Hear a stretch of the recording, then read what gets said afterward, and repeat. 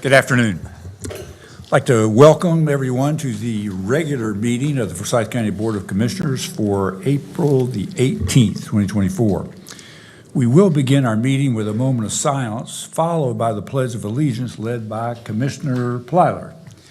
And if you're able, would you please stand for the moment of silence and remain standing for the pledge?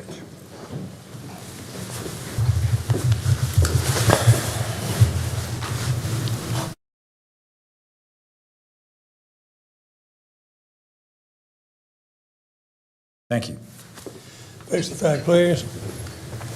I pledge allegiance to the flag of the United States of America and to the republic for which it stands, one nation, under God, indivisible, with liberty and justice for all. Thank you.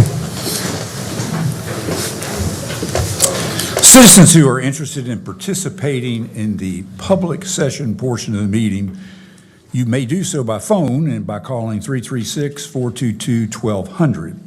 And if you do call in, you'll be placed on hold until the public session begins. And members of the audience who are interested in participating in the public session, this is not the public hearing. We have a short public hearing, I think, but not the public hearing. It is the public session afterwards. If you're interested in speaking, you need to have completed a speaker card and returned to our clerk, and you could actually do that now if you wanted to. The first item on the agenda is a public hearing on the zoning petition of Tribam Investments LLC from RS40 to LIL, which is F1639. And Mr. Chris Murphy, our Planning and Development Service Director, will give us a brief overview of the request.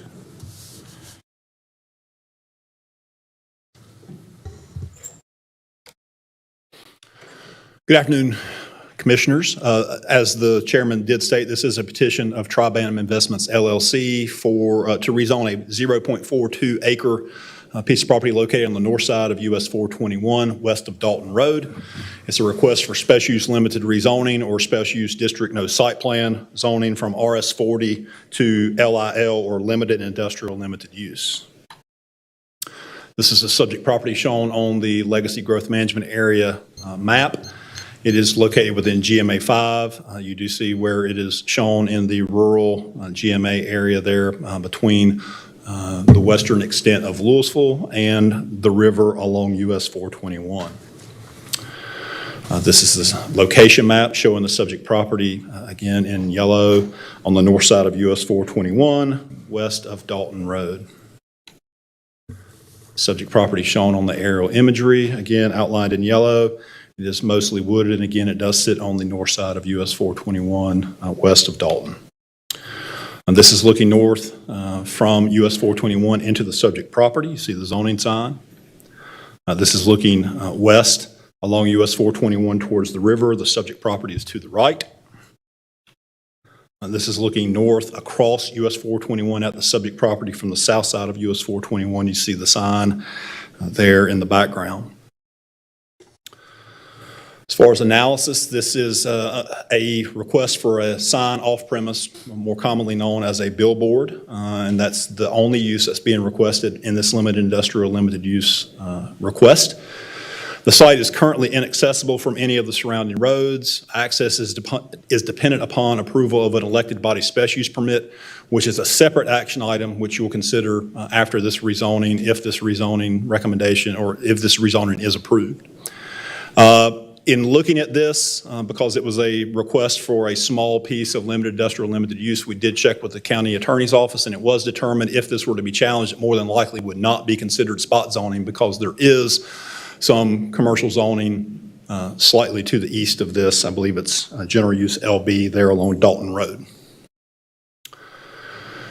However, given the site's location in the rural residential area in GMA 5, the lack of direct access to the site, and the fact that the requested use is inconsistent with both the recommendations of Legacy 2030 and the Western Rural Area Development Assessment, staff believes that this request is inappropriate at this location.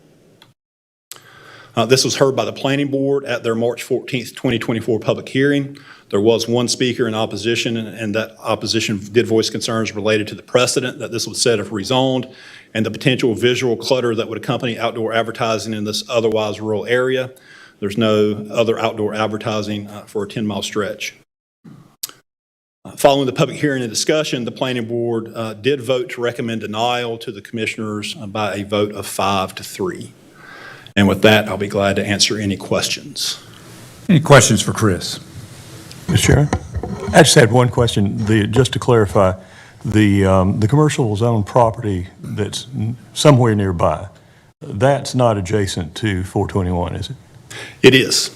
If you look on the image there and that image there, that LB is a piece of property that does extend off of the interchange along US 421, but it is an irregularly shaped piece of property. I'm not sure how viable it actually is, but there is commercial zoning actually directly adjacent to this. What uses would be allowed in that zone?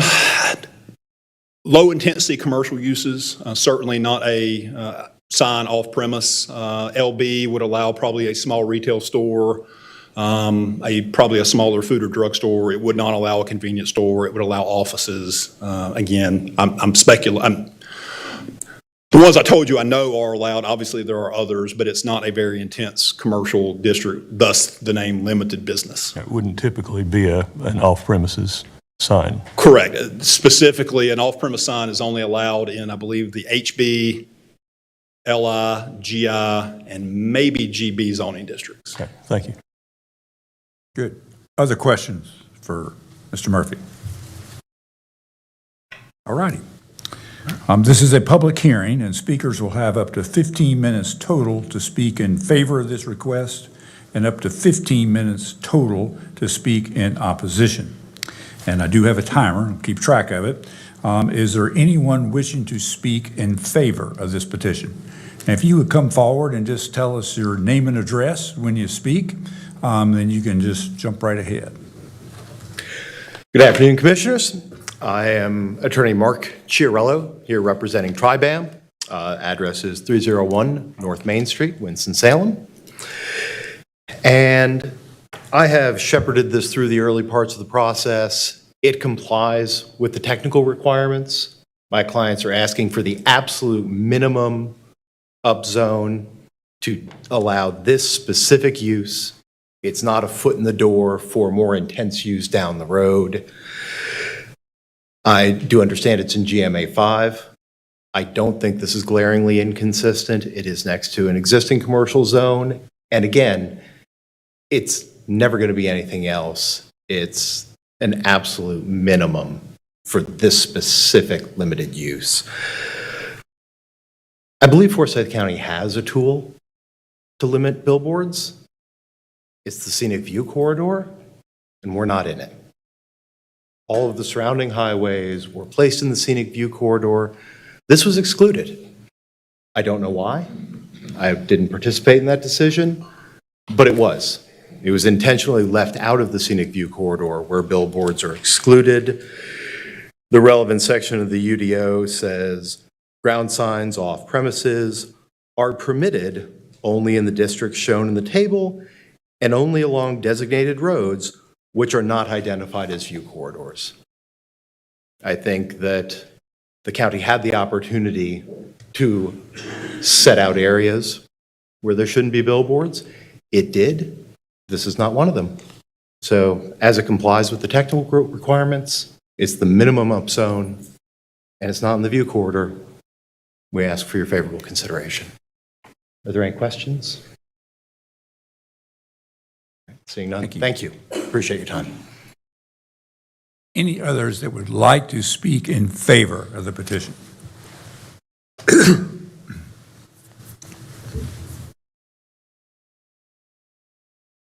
See no one, is there anyone who would like to speak in opposition to the petition? Yes, please come up and just identify your name and address also. We're good. I am David Taylor and live at 8401 Shallowford Road. My residential property is within 500 feet of and across US 421 from the subject parcel. Before we moved to Winston-Salem, we researched the nearby zoning and believed it would help protect the enjoyment and value of our property just as it did as a city resident. The Legacy 2030 plan states that Forsyth County's natural beauty, rural character, and agricultural resources are among its most important features. The plan also calls to reduce the impact of large signs and preserve rural views. This plan and agriculture and residential zoning have served Forsyth County well. I am unaware of any billboard on US 21 between the Yadkin County line and Silas Creek Parkway. For travelers heading south on US 421, the billboard and advertisers' messages will deliver one of the first impressions of Forsyth County. For the northbound traffic, it will be one of the last impressions. There is significant ongoing cost of a billboard that would be borne by local residents and the public. I believe the value of my home could be negatively impacted as the sight line to the planned billboard is over a small wooded valley 50 feet lower than my home site. I suspect a brightly lit billboard, potentially 35 feet tall, with rotating advertisements will be very visible over the trees growing in these lower elevations. The 27,000 daily travelers that pass by would be distracted by the initial and continued removal of native trees, exposing the double-sided views of a large billboard instead of the uninterrupted natural landscape that now exists. The absentee property owner would never have to see the structure or bear these costs. I understand the financial incentives of the rezoning request. However, at the time of the parcel's purchase less than a year ago, the new owner should have known its zoning was residential and its deed included a restriction that no business of any type is allowed on the property. While historians are actively researching exactly where the historic Great Wagon Road crossed through the area, it is very possible it was on nearby Shallowford Road. The state recently invested more than $2 million for the acquisition of the Shallowford State Historic Site, a 246-acre parcel on Shallowford Road. En route to the site, a billboard at the proposed location would be very visible to visitors crossing the Shallowford Road Bridge. We should respect and conserve, not blemish, the scenic and historical nature of this area of Forsyth County. Your decision today will have long-term implications regarding how this area will look for future generations. Previous generations have helped conserve Forsyth County's rich history and natural assets. Now it's our opportunity. Therefore, I urge this board to preserve the current historical, residential, and agricultural nature of this area and decline this request. Thank you. Thank you. Are there others that would like to speak in opposition to the petition? Just tell us your name and address. Thank you, Mr. Chairman. My name is Mike Horn. I'm the mayor of Louisville, my fair city on the western side of Forsyth County. Proud to be here with you all today, commissioners. It's good to see you. I'm here representing the residents of Louisville to ask you to support the recommendation of your planning board to deny this petition. I think there are a number of reasons which I believe we stated in a resolution that we've passed out to you prior to this, and I believe I've also communicated with you in an email here recently elaborating more on those reasons. You know, I was thinking as the previous speakers were making their comments, and Commissioner Linville, Commissioner Wissenhunt, Commissioner Plyler, we've been around a while. I think Mr. Linville has the honor or the distinction from being around the longest. But what we've learned, or what at least I've learned in 27 years of public service, is never say never. You will not know what this property will be. A future petitioner could come before you, a whole different set of commissioners, and could also reverse whatever you, or expand on whatever you approve today or not approve today. I think the main reason that I'm appearing before you is that the precedent that this could set in that particular area. For those of you who have driven to the beach, there's a stretch of road there that every 100 yards you see a billboard for a personal injury lawyer. I don't believe that's the case, or that's the view, or that's the vision that we have for Forsyth County. This is a wonderful county we live in. This particular corridor is probably one of the last pristine areas for visitors entering our community and visitors leaving our community. Therefore, just briefly, I ask you again to deny this petition. And if you would reflect back on a 2001 letter that we sent to the Commission and the Planning Board asking you to consider making this particular section of 421 a view corridor and including it in your view corridor designations. With that, any questions that you have, I'll be glad to answer. Thank you, Mr. Chairman. Thank you very much. Is there anyone else wishing to speak against the petition? Hearing none, I'll declare the hearing closed. Thank you. Do we have a motion or any discussion? Any questions for Chris before we go on? Have a motion. Mr. Chairman. I make a motion to deny zoning map amendment F-1639 and statement of consistency with comprehensive plan. I move that zoning map amendment F-1639, including special use limited district permit, be denied on the basis of the following. The proposed limited use zoning map amendment, as petitioned by Tribam Investments LLC, to rezone a .42 acre piece of property from RS40 to LIL, limited industrial limited use signs off premises, is inconsistent with the recommendations of the Legacy Comprehensive Plan and is neither reasonable nor in the public interest because, one, the subject property, wooded and undeveloped land located north of US 421, west of the Shalford Road interchange, with an address of 705 Dalton Court, is currently zoned RS40 and is surrounded by property zoned RS40 and LB, with surrounding uses of a highway and undeveloped land. Two, the proposed LIL zoning is primarily intended to accommodate limited manufacturing, wholesaling, warehousing, research and development, and related commercial and service activities, which in their normal operations have little or no adverse effect upon adjoining properties, and to provide locations for industrial development in growth management areas 1, 2, 3, and 4, and in metro activity centers. 3, the subject property does not have access to public water or sewer.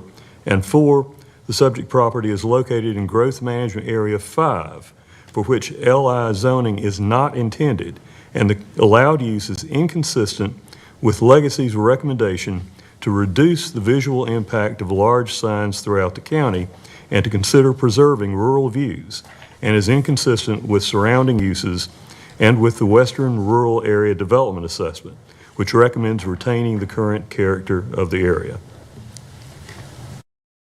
Is there a second to the motion? Second. We have a motion by Commissioner Bessie and second by Commissioner McDaniel. Is there any discussion? All in favor of the motion, which is to deny the petition, please hold up your right hand. Motion carries unanimously. All right. Mr. Chairman, if I may, I'm going to ask perhaps the attorney to come up. It's my understanding through an email exchange earlier this week that with the denial of 1639, that they would wish to withdraw F-1640, but I'll let him confirm that. All right. Thank you, Commissioners. The other matter is directly tied to this, and there's no reason to go forward with it without. We will withdraw. Thank you. Thank you for the clarification. The next item on the agenda is a resolution recognizing April 14 through 20, 2024 as National Public Safety Telecommunications Week in Forsyth County, North Carolina. And I think we have several representatives from the Sheriff's Office and Emergency Services Telecommunications here to accept the resolution. And I'd like to invite all of you to please come forward. And Commissioner McDaniel is going to read the resolution. Thank you. Thank you, Chairman. Whereas Forsyth County telecommunicators serve the citizens of Forsyth County, North Carolina by answering requests for law enforcement, fire, and emergency medical services. Whereas Forsyth County telecommunicators are a vital link for our sheriff's department's deputies, firefighters, paramedics, EMTs, and animal care officers by monitoring their activities by radio, providing them information, and ensuring their safety while performing their respective duties within the communities. Whereas Forsyth County telecommunicators have contributed sustainably to the apprehension of criminals, suppression of fires, and treatment of patients by using up-to-date technology to aid first responders in the execution of their duties. Whereas Forsyth County telecommunicators are professionals who work to improve the emergency services responses, capabilities of communicating through their knowledge and their experience, and who work continuously to provide high level of care for the citizens of Forsyth County. And whereas Forsyth County telecommunicators exhibit professionalism, efficiency, and compassion in the discharge of their duties, utilizing the We Care principles for Forsyth County as a model for their actions. Chairman, now therefore, be it resolved that the Forsyth County Board of Commissioners hereby declares the week of April 14th, 2024 through April 20th, 2024 as National Public Safety Telecommunications Week in honor of the Forsyth County telecommunicators who play a critical role in the protection and preservation of life and property. Adopted this 18th day, 2024. Thank you. I'll second your motion. All in favor, please raise your right hand. Thank you. And we thank all of you for the work that you do. I think we have a lot of high-pressure positions in our county, and you guys are in one of them. And so I appreciate the work that you do. And if you turn around, and we're going to get a couple pictures here. Do a look at the better picture.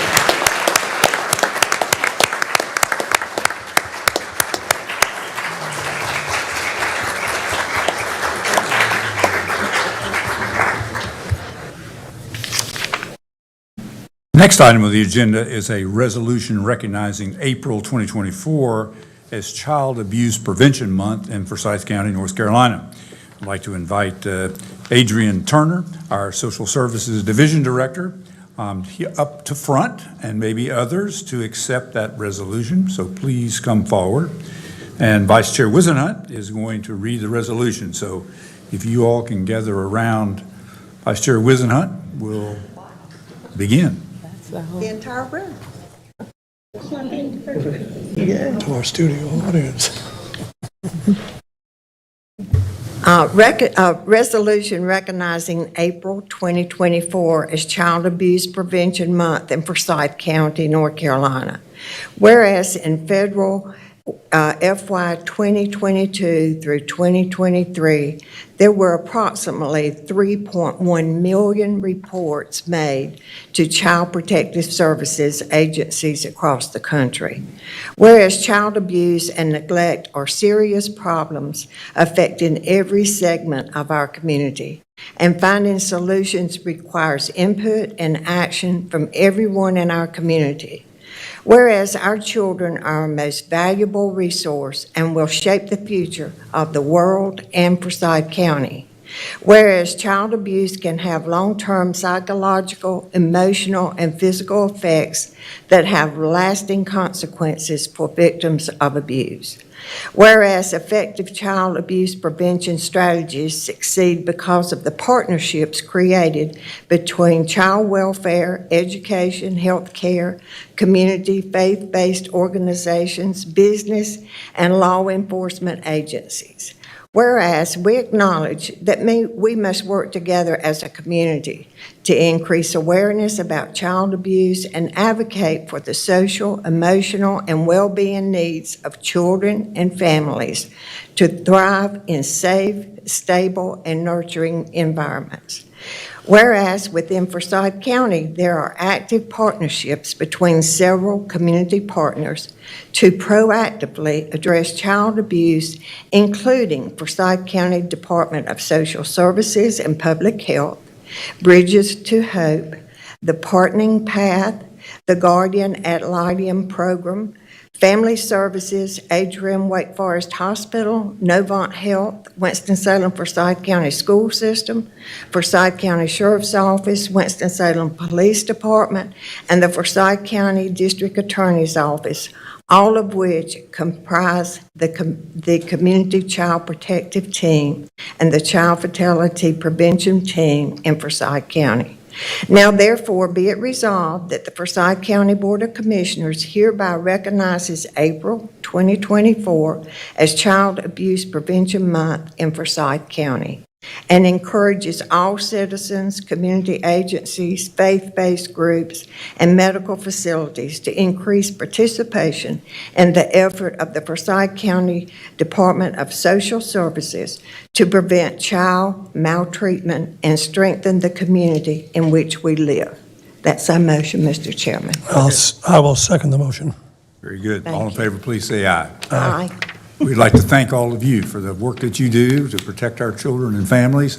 Many different agencies here. We really appreciate you coming, to accept this, and we appreciate what you do every day. If you turn around, I think we can get us a nice picture. Thank you all.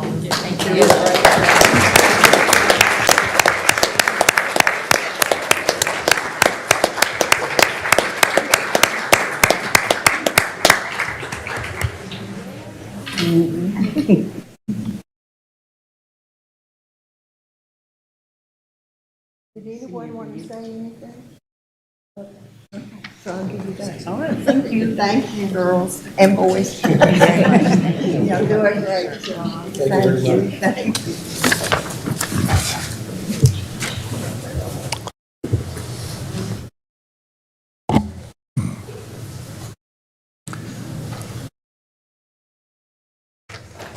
The next item on the agenda is a resolution in support of the construction of a left turn lane at the intersection of Highway 66 and Watkins Road in Forsyth County.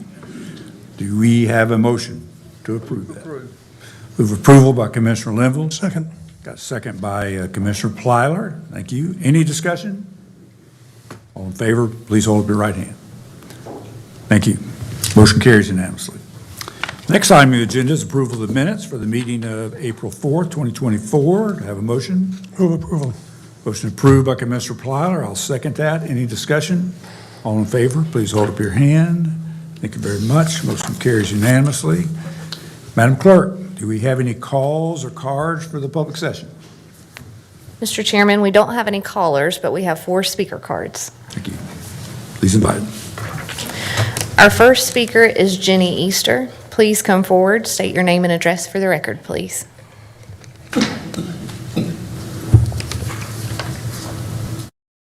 Jenny Easter, 5120 Paramount Road, Hofftown, North Carolina, 27040.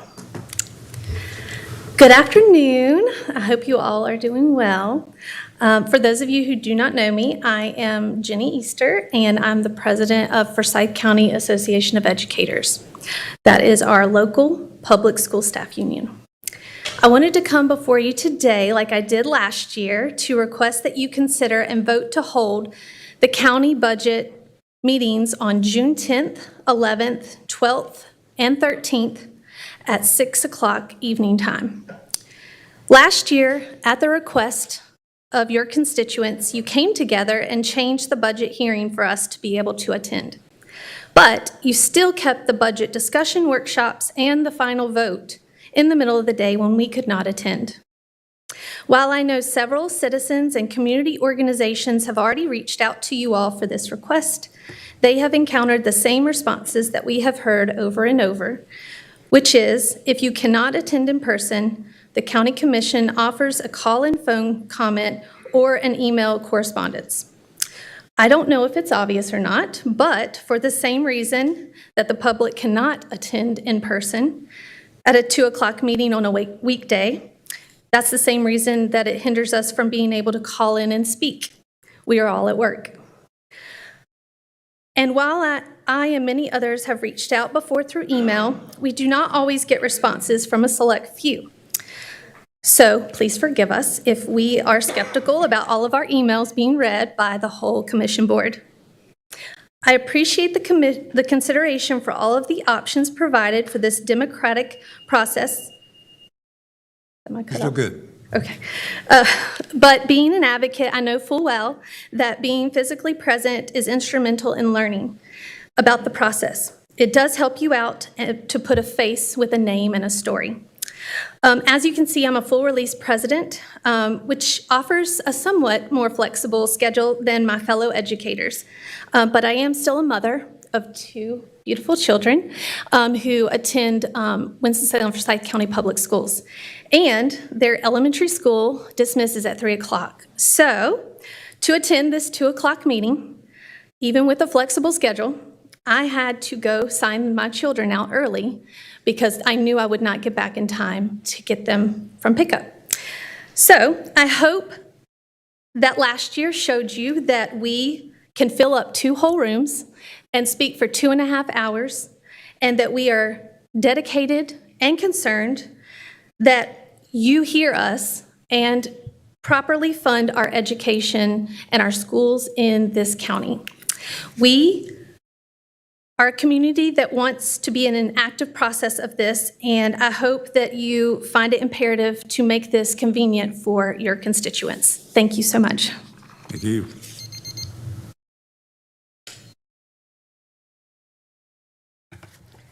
Our next speakers are Tracy Ross and Michelle Spees. Please come forward, state your name and address for the record.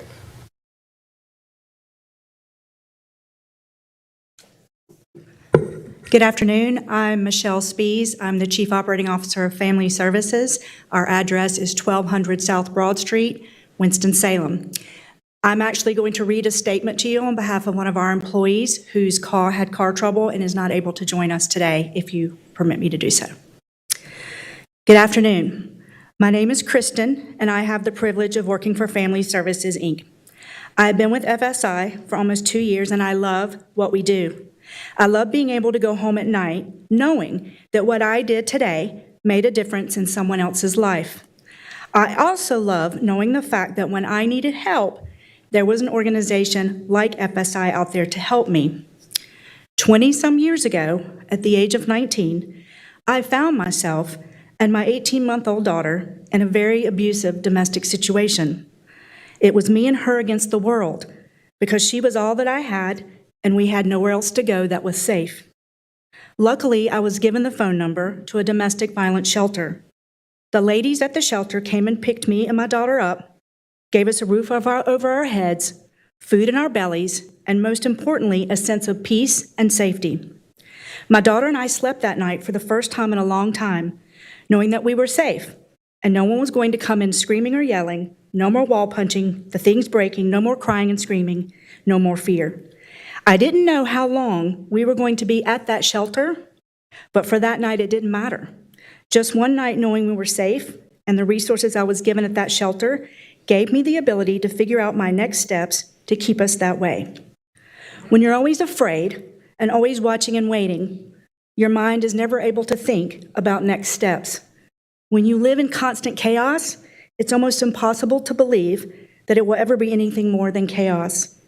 Being able to get out of that situation, being safe and protected, helped me figure out next steps, helped me plan, helped me reconnect with my family members that I had been isolated from. My daughter and I stayed a week, and my mom was able to come get me and took us home with her. Because of my week at the shelter, I was able to reconnect with my mother, and now I'm here alive, a grandmother, working for Family Services to help others who live in chaos, who just need a moment, a safe and good night's sleep, so they too can think of next steps. Thank you. Tracy Ross, CEO. For 40 years, Family Services has been providing safety, hope, and healing for the survivors in our domestic violence shelter. In the past 5 years alone, we've served 829 unduplicated guests in the emergency shelter and provided 32,843 nights of housing for women, children, and other survivors. The original part of the building that we operate is now failing. And as we move into the future, we are committed to build a campus that serves survivors. We're asking you to consider our application to help us fund this new project. Thank you for your time today. Thank you. Our next speaker is Lee Childress. Please come forward, state your name and address for the record, please. My name is Lee Childress. I reside at 5703 Beaver Pond Trail, Pofftown, North Carolina. I apologize, but I'll have to skedaddle. I'm a 17-year-old EC, or teacher of students with disabilities in the district. I'm currently en route from my job to my after-school program, but I wanted to stop by and piggyback a little bit what Jenny said. Last year, we were able to move the public hearing for the budget to the evening, and we filled this auditorium and an overflow auditorium. I would like you to move the public comment section and the budget as well. I think it gives stakeholders or taxpayers the best opportunity to attend, as many are at work at 2. I do know there's a call-in section, but typically I'm with kids and would not be able to participate in that. This year's budget is our most important. Public education, public safety, nonprofit organizations, and some solid businesses need our support. Holding this meeting in the evening ensures that a vast majority of people, or taxpayers, are off work and able to attend. I certainly hope that you will consider this so that folks can be able to participate in learning where our tax dollars really go. Thank you for your time.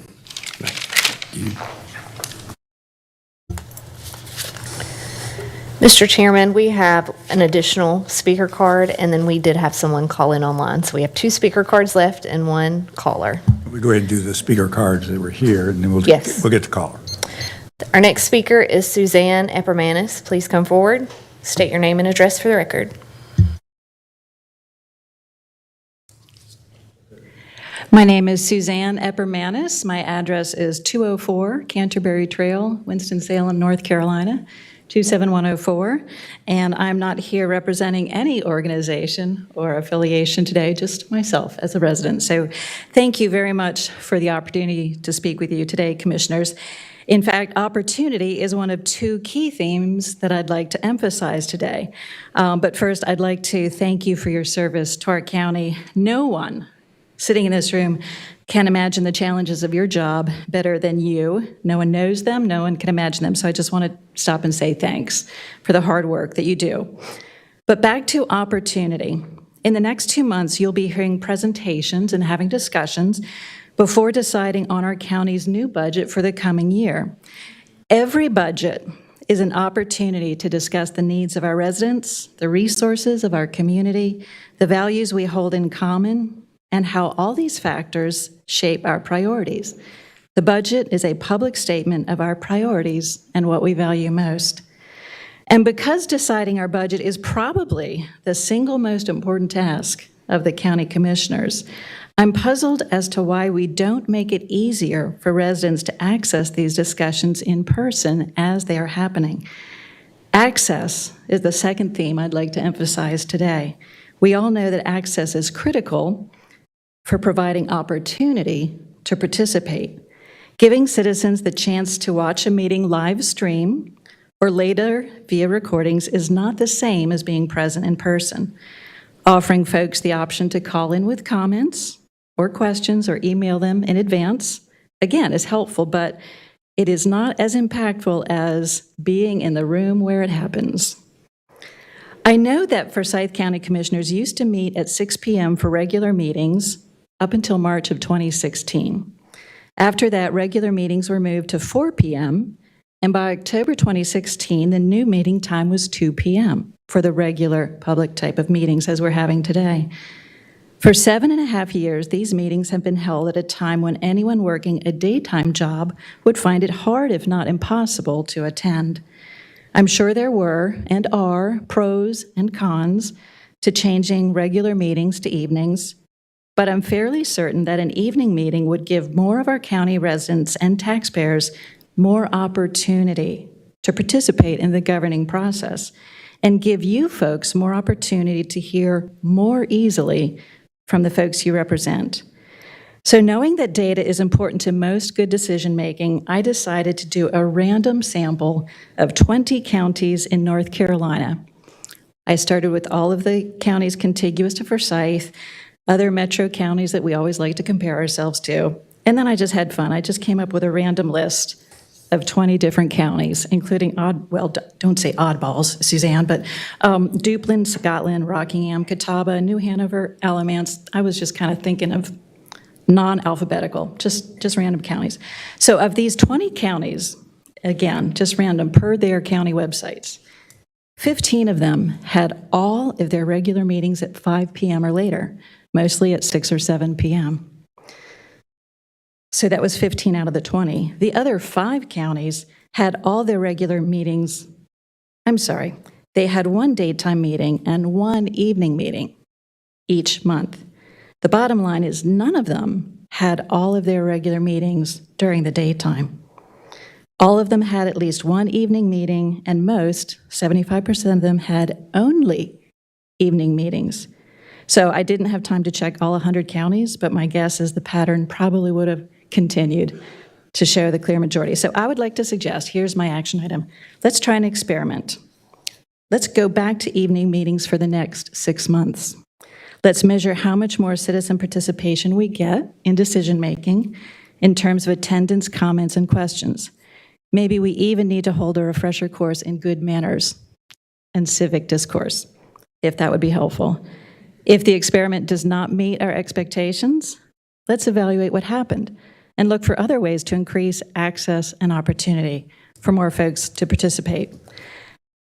Since the single largest item in our current year's budget is education, which is 32% of our general fund budget for this current year, and I'm guessing it may likely be the same single largest item next year, your decision to move the commissioners' regular meetings to an evening time slot would be a powerful way to show that you want to hear firsthand from more working parents and educators most affected by the budget decisions on education.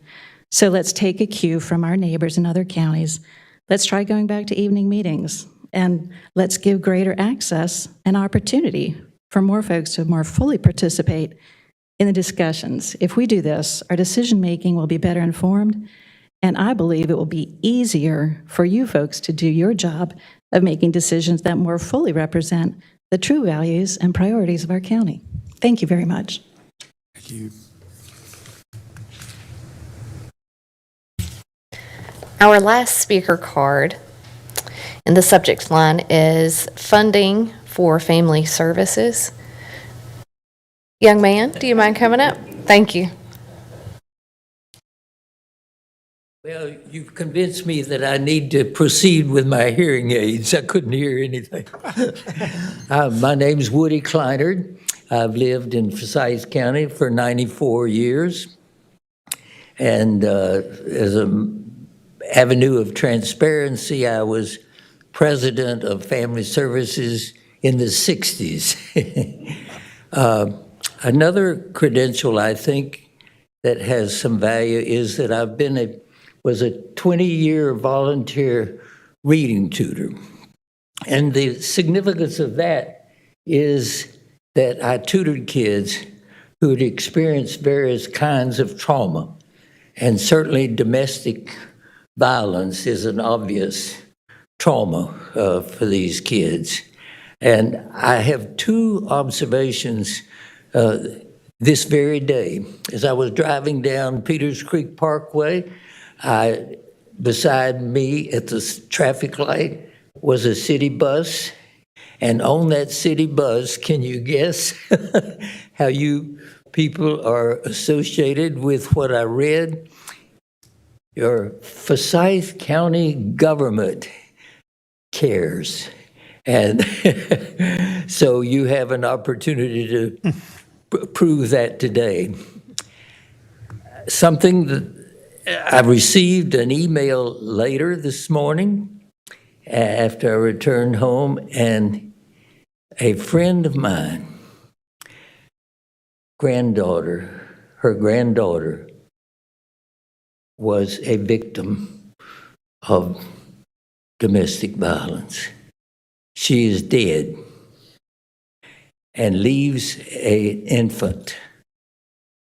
And that is such a poignant effect on me, too. So thanks for considering this issue.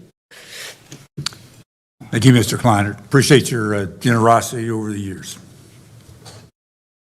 Mr. Chairman, our last speaker is on the phone. Good, thank you.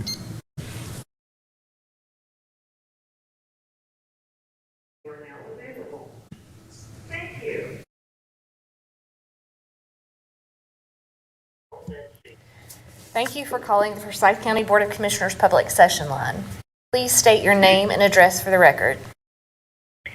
Jackie Siebold, 4153 Gray Tuck Drive, Winston-Salem. Thank you. Speakers will be limited to 3 minutes each. You may begin. Good afternoon, Commissioners. I'm calling in again this month, as I did last month, to find out about the ongoing situation on Temple School Road. I'm calling on behalf of all my neighbors. The sandblasting continues. The last update that we received, I passed on to my neighbors from County Manager Watts that we received last month. We've had to make calls. Stephen Berry from the environmental section has been out here as recently as this week because the noise was pretty loud. Some of the things that were mentioned in the last update was switching to laser sandblasting, which was supposed to be quiet and less disturbing. But right now it seems like nothing has changed at all, and it's ramping up again because of the weather. But just wanted to make you aware that we're still here and we're still dealing with it, and are still hopeful that something can be done, and just wondering if there's any updates of this possibly reaching a resolution. That's basically it. Just want to thank you for all you're doing, and thank you for letting me speak today. Thank you.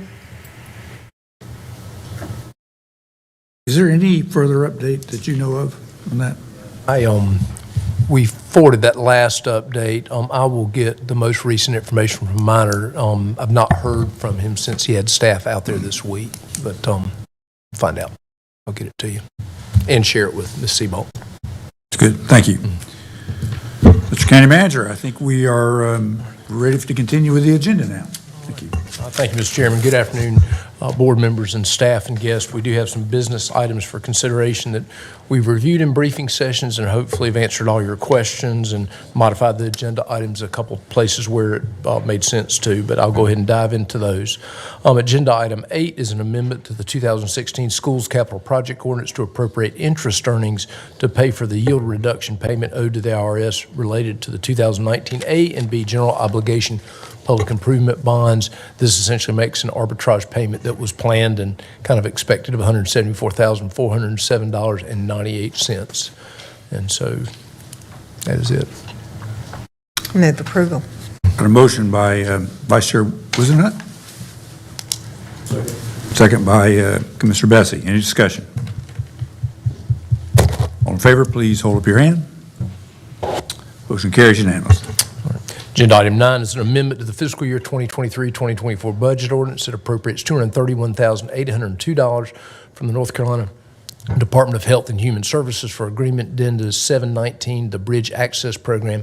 This actually increases COVID-19 vaccines for underinsured and uninsured populations. Move approval. Motion approved by Commissioner Bessie. Second. Second by Commissioner Wizenhut, Vice Chair Wizenhut. Any discussion? All in favor, please hold up your hand. Motion carries unanimously.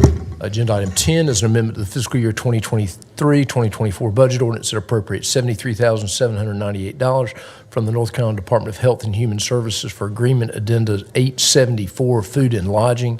And these are pretty open grant funds. They support any eligible activity in food and lodging. I will say we had the budget meeting this week, and in that we talked about where they were in terms of a way of on-time restaurant inspections and so on and so forth. And that data appears very good, and so actually remarkably good, particularly compared with other urban counties. So, Move approval. I have a motion by Vice Chair Wizenhut. Second. Second by Commissioner Linville. Any discussion? All in favor, please hold up your hand. carries unanimously. Agenda item 11 is a resolution approving the community-based juvenile delinquency, substance abuse, and gang prevention plan for fiscal year 2024-2025 and authorizing its submission for state approval and implementation. There is a list of programs in the agenda item. Mr. Chairman, unless you want me to kind of read through those recipients, but there are, as usual, a large number of recipients, then we do rely on the nonprofit sector to get that work done. And so, but I'll be happy to read those or just take a vote as is. Move approval. Yeah, we had a chance to look at those both last week, and as I recall, there's just a couple of minor changes. That's actually the next one is the revision. This is actually the plan moving forward. So. I saw that too. I saw both. Anybody want to have more discussion about that or look at it anymore? Move approval. We have a motion approved by Commissioner Plyler, Second. second by Commissioner McDaniel. Any discussion? I do have one question, Chair Martin. Sorry, let me put. When do we get an update on the effectiveness of these programs? So we do monitoring of these programs. The council does twice a year, once in person and one is virtual. And there are monitoring reports that they do have to submit to the state. So we can certainly provide you with the last monitoring reports, and then there'll be an annual report that comes out that shows how the programs are performing. I would appreciate it. Thank you. All right, very good. Cool. Any other discussion? All in favor, please raise your hand.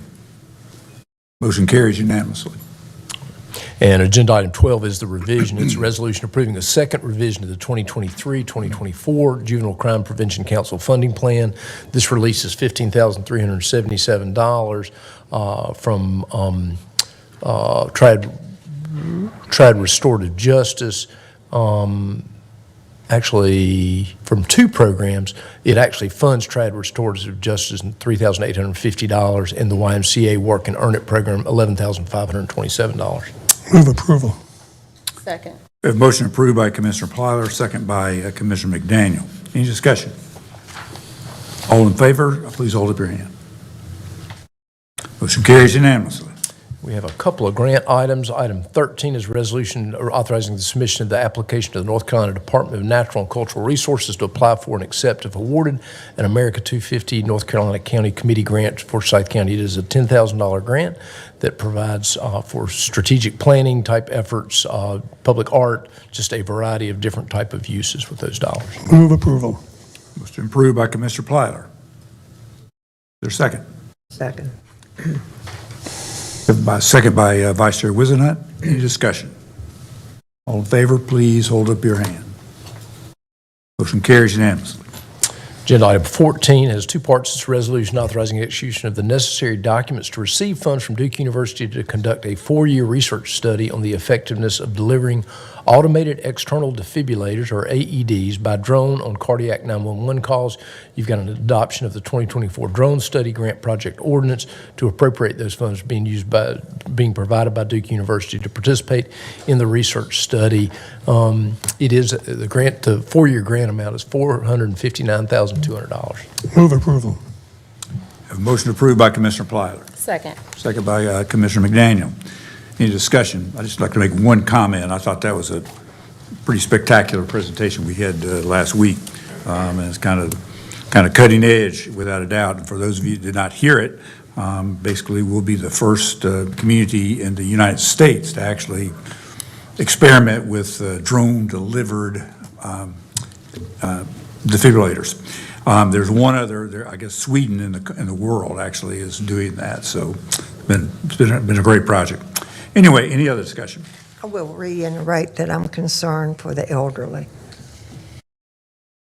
Yes, in fact, we saw a map of where we have the largest number of basically heart-related calls, and it comes from an area where if you had a star listed for every basically nursing home, assisted living facility, it's in that corridor, in that area. So it was this has a lot of promise, and that was very interesting. No further discussion. All in favor, please hold up your right hand. Motion carries unanimously. Thank you. Very good. Have a number of contractual items for consideration. Item 15 is a resolution authorizing execution of an agreement with EMS Management Consultants Incorporated to provide medical billing and collection services for the Forsyth County Emergency Medical Services Division of Emergency Services. It is a 3-year agreement. The main driver is the kind of the net collection per cost is 3.85% of what is collected. There's a few other details around that, but it was competitively bid. And we are selecting the lowest responsible bidder, in fact, the lowest price bidder as well.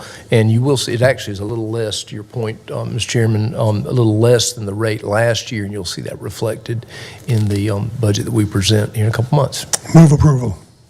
Good. Motion approved by Commissioner Plyler. Second. We have 2 seconds, Commissioner Linville and Vice Chair Wizenhunt. Any other discussion? All in favor, please hold up your hand. Motion carries unanimously. Agenda item 16 is a resolution authorizing execution of an agreement with Pulse Point Foundation for Pulse Point Respond read-only CAD software for Forsyth County Emergency Medical Services, not to exceed $64,000, and that is kind of an innovative effort around garnering expertise in the community to respond to those. Move approval. Motion approved by Commissioner Plyler. Is there a second? Second. I have a second from Commissioner Linville. I do have one question. I thought of from last week, and the question really surrounds other places that has been used. I know it's been on the market, and I'm just kind of curious. I'm curious of the utilization is what I'm curious. I feel confident it works and all that, but the other part of it is it requires humans to respond and to be in an area that it really makes a difference. I'm kind of curious about that.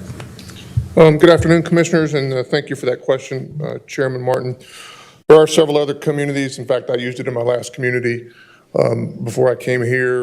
There's Portland, Oregon uses it. They use it up in Canada. There's other communities around the country that do use it. Their website is full of good stories about folks that use it, but we would all expect that would be the case, right? I've had the gentleman that we're dealing with on Pulse Point has shared some data and shows success rate in community advocacy or community use when combined with community education and training, and that's one of the things that we're talking about as well with all of this, that we will be doing a bunch of outreach and community outreach. And as the sheriff mentioned when we were talking about the drone project, we're doing the library tours and those kinds of things, and so it will be make sure that as we talk about all of these things, that Pulse Point will be one of those, and that we educate the community effectively to get the word out. Good. That helps. Thanks. I appreciate that. Yes, sir. Any other questions? All in favor, please hold your hand up, please. Motion carries unanimously. Thank you. Agenda item 17 is a resolution authorizing execution of an agreement with Municipal Emergency Services Incorporated for the purchase of turnout gear for Forsyth County Emergency Medical Services. It is ARPA funded. It is 58 sets of turnout gear for those staff. Move approval. Motion approved by Commissioner Plyler.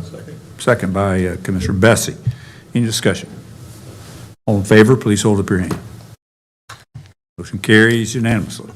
Agenda item 18 is a resolution awarding a contract for inmate health care delivery services for the Law Enforcement Detention Center to NAFCare Incorporated. It is a very large, costly part of the detention center's budget. This is a 3-year agreement with fixed cost of $19,454,891.52. There's additional costs associated with off-site claims, which are a natural part of that, and then also for some variable costs that are related, and then also the behavioral health clinics in both of those facilities. But hats off to the group that of staff across departments that participated in that bidding process and the response process. They did a terrific job in basically evaluating all that, and also looking at firms out there who provide these type services. NAFCare is our current provider, and so this would extend their agreement. Move approval. Second. Motion approved by Commissioner Plyler, second by Commissioner McDaniel. Any discussion? All in favor, please raise your hand. Motion carries unanimously. All right. Agenda item 19 is a resolution approving the purchase of law enforcement ammunition under an exception to the bidding laws codified in North Carolina General Statutes, awarding a contract to Keesler Police Supply in amount not to exceed $78,822.82. You heard a presentation about sort of the difficulties they've had. Motion approved by Commissioner Platter. Second. Second by Vice Chair Wizenhut. Any discussion? All in favor, please hold your hand up, please. Thank you. Motion carries unanimously. All right. Agenda item 20 is a resolution ratifying a payment for automotive repair work and remount services to NWEV LLC. This will authorize payment for that vehicle that was wrecked and got caught up in all the complexities of the insurance side of it for the amount to settle it out at $103,888.09. Move approval.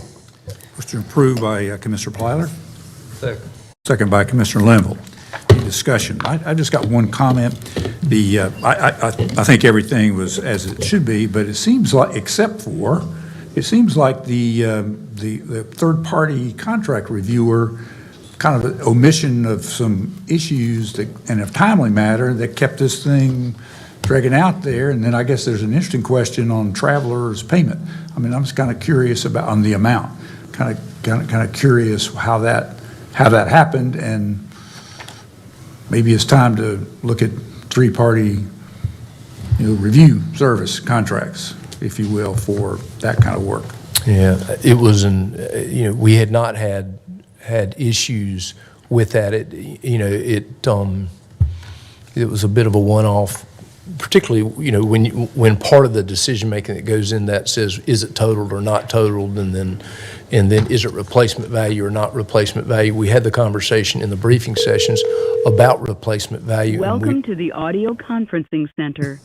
Please enter a conference ID followed by pound. Where is that? There's a ghost in the machine somewhere. I We guess. lost connection on Teams and we had to call back in. Oh, okay. I got you. So it really had to do with replacement value. We met with our insurance consultant actually this week or last week. Time gets away from me, but given replacement value would be very, very expensive to try to pursue that, because really it's just a financial matter. And so we actually came up with some guidelines in that we can certainly share with the board about, when we will fully insure something and when we will not. But And just to interject, Mr. Manager, just coincidentally, we are in the process of a RFP for a third-party administrator, and so Human Resources is in the process of reviewing applications and proposals for that, and that'll come before the board. There you go. That's good. Okay. Any other discussion? All in favor, please raise your hand. Motion carries unanimously. all right. Item 21 is resolution awarding and authorizing a contract for the purchase of 5 Nissan Sentra cars, amount not to exceed $113,690. A portion of these are actually funded with some COVID dollars. We did check on the Versa thing. It is a little bit cheaper. I think the primary element was the Sentra is a little bit bigger, and it's just a cargo issue. But Move approval. I tell you, we have a motion approved by, we'll get into discussion. Motion approved by Commissioner Platter, Second. second by Vice Chair Wizenhut. A discussion. I think you're siding with my wife. okay, She likes the Sentra. that's the winning side. I'm glad to be on that side. That's side, right. yeah, Yeah, so- yeah. I like the Versa, but I'll vote for this. Well, I'll make one anecdotal comment. My vehicle was rear-ended about 2 weeks ago, and a rental car provided to me was a Nissan Sentra. And before you even commented on this, Commissioner Bessie, I actually noticed as I pulled up at a red light, I was next to a Versa. And I said, my, that is a small car in comparison to this one. And it really does have a lot of room in it. I've been driving it about 2 weeks, and I was impressed for a car that price. I was impressed. Anyway, sorry about that. That was a great endorsement. Any other discussion or anecdotal stories? Right. Sorry. All in favor, please raise your hand. Motion carries unanimously. Agenda item 22 is resolution awarding and authorizing an execution of a contract with AA Security Services Incorporated for security services at county parks. 3-year agreement not to exceed $1,039,294. It was competitively bid. Move approval. Motion approved by Commissioner Platter. Second. Second by Vice Chair Wizenhut. Is there any discussion? All in favor, please hold your hand up. Motion carries unanimously. All right. Item 23 is a resolution authorizing execution of an amendment to the agreement between Forsyth County and Vincent Valuations for real estate appraisal services. We are heading down the road to get the reappraisal done here. This is an amount not to exceed, or adding $75,000 to the current contract if we need it. Move approval. Motion approved by Commissioner Plyler.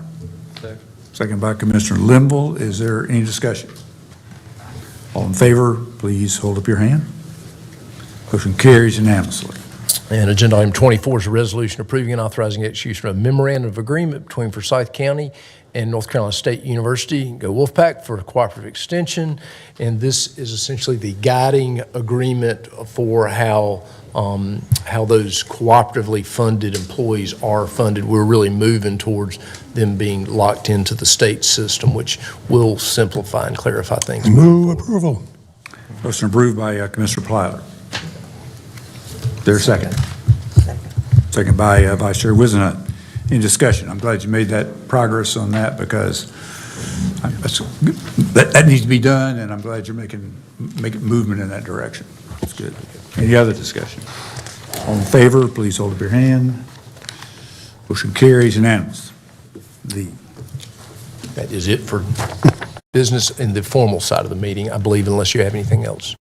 No, I'm good. Very good. Well, I have one other thing, and I think it's somebody's birthday today, and it is Commissioner McDaniel, and we'd like to wish you a happy birthday.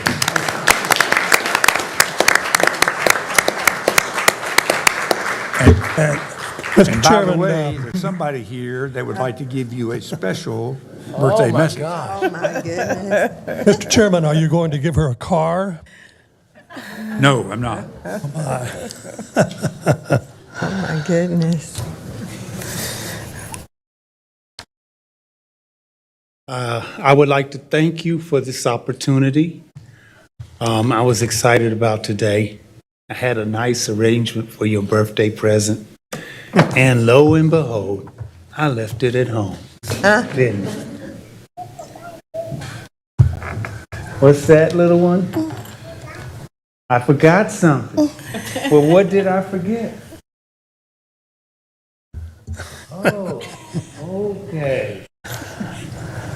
What is this? An engagement ring?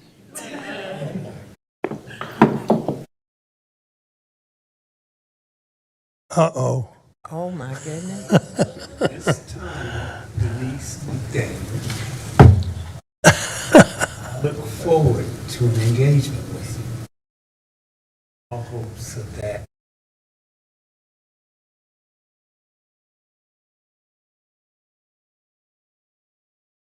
Oh, my God.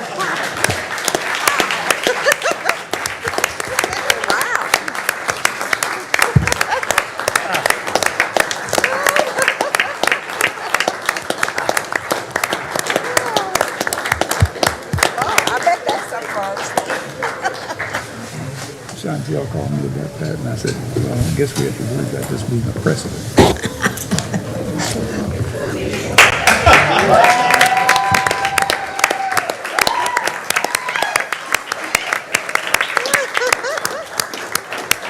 Oh, my goodness.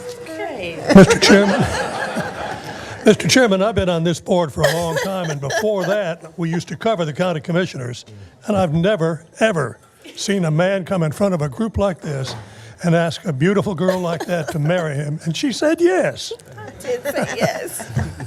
There's a first time for everything. Chairman, if I may, in all of my emotions, thank you so very much, but as a board member for Smart Start, you're getting an award today for the Pioneers Award for your advocacy in education, and I wanted to tell you thank you. Unfortunately, I can't be there with you today. I'm becoming a bride, so I got work to do. But nevertheless, congratulations, Thank sir. you. I appreciate that. Thank you all, and thank you, my love. We probably ought to recess for a little bit, I would imagine. Yeah, that's right. Yeah. Okay, come back. Let's take about a 10-minute recess. Thank you.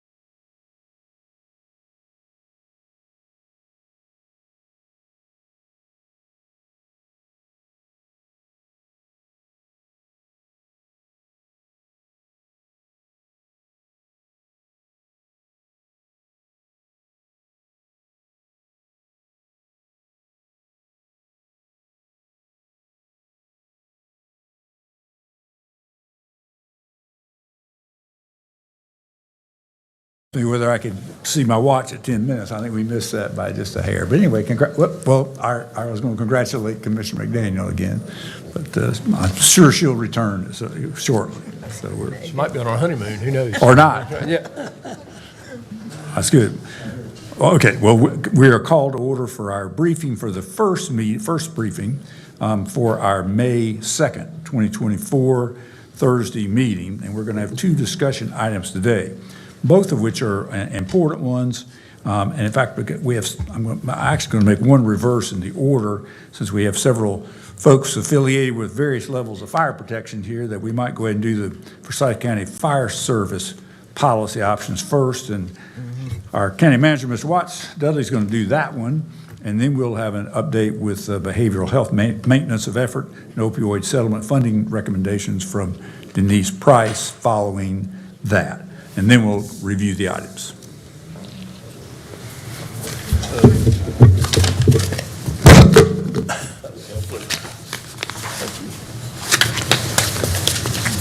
All right, so I'm going to do this using old school technology. Let's see, because I think it'll be helpful. So, all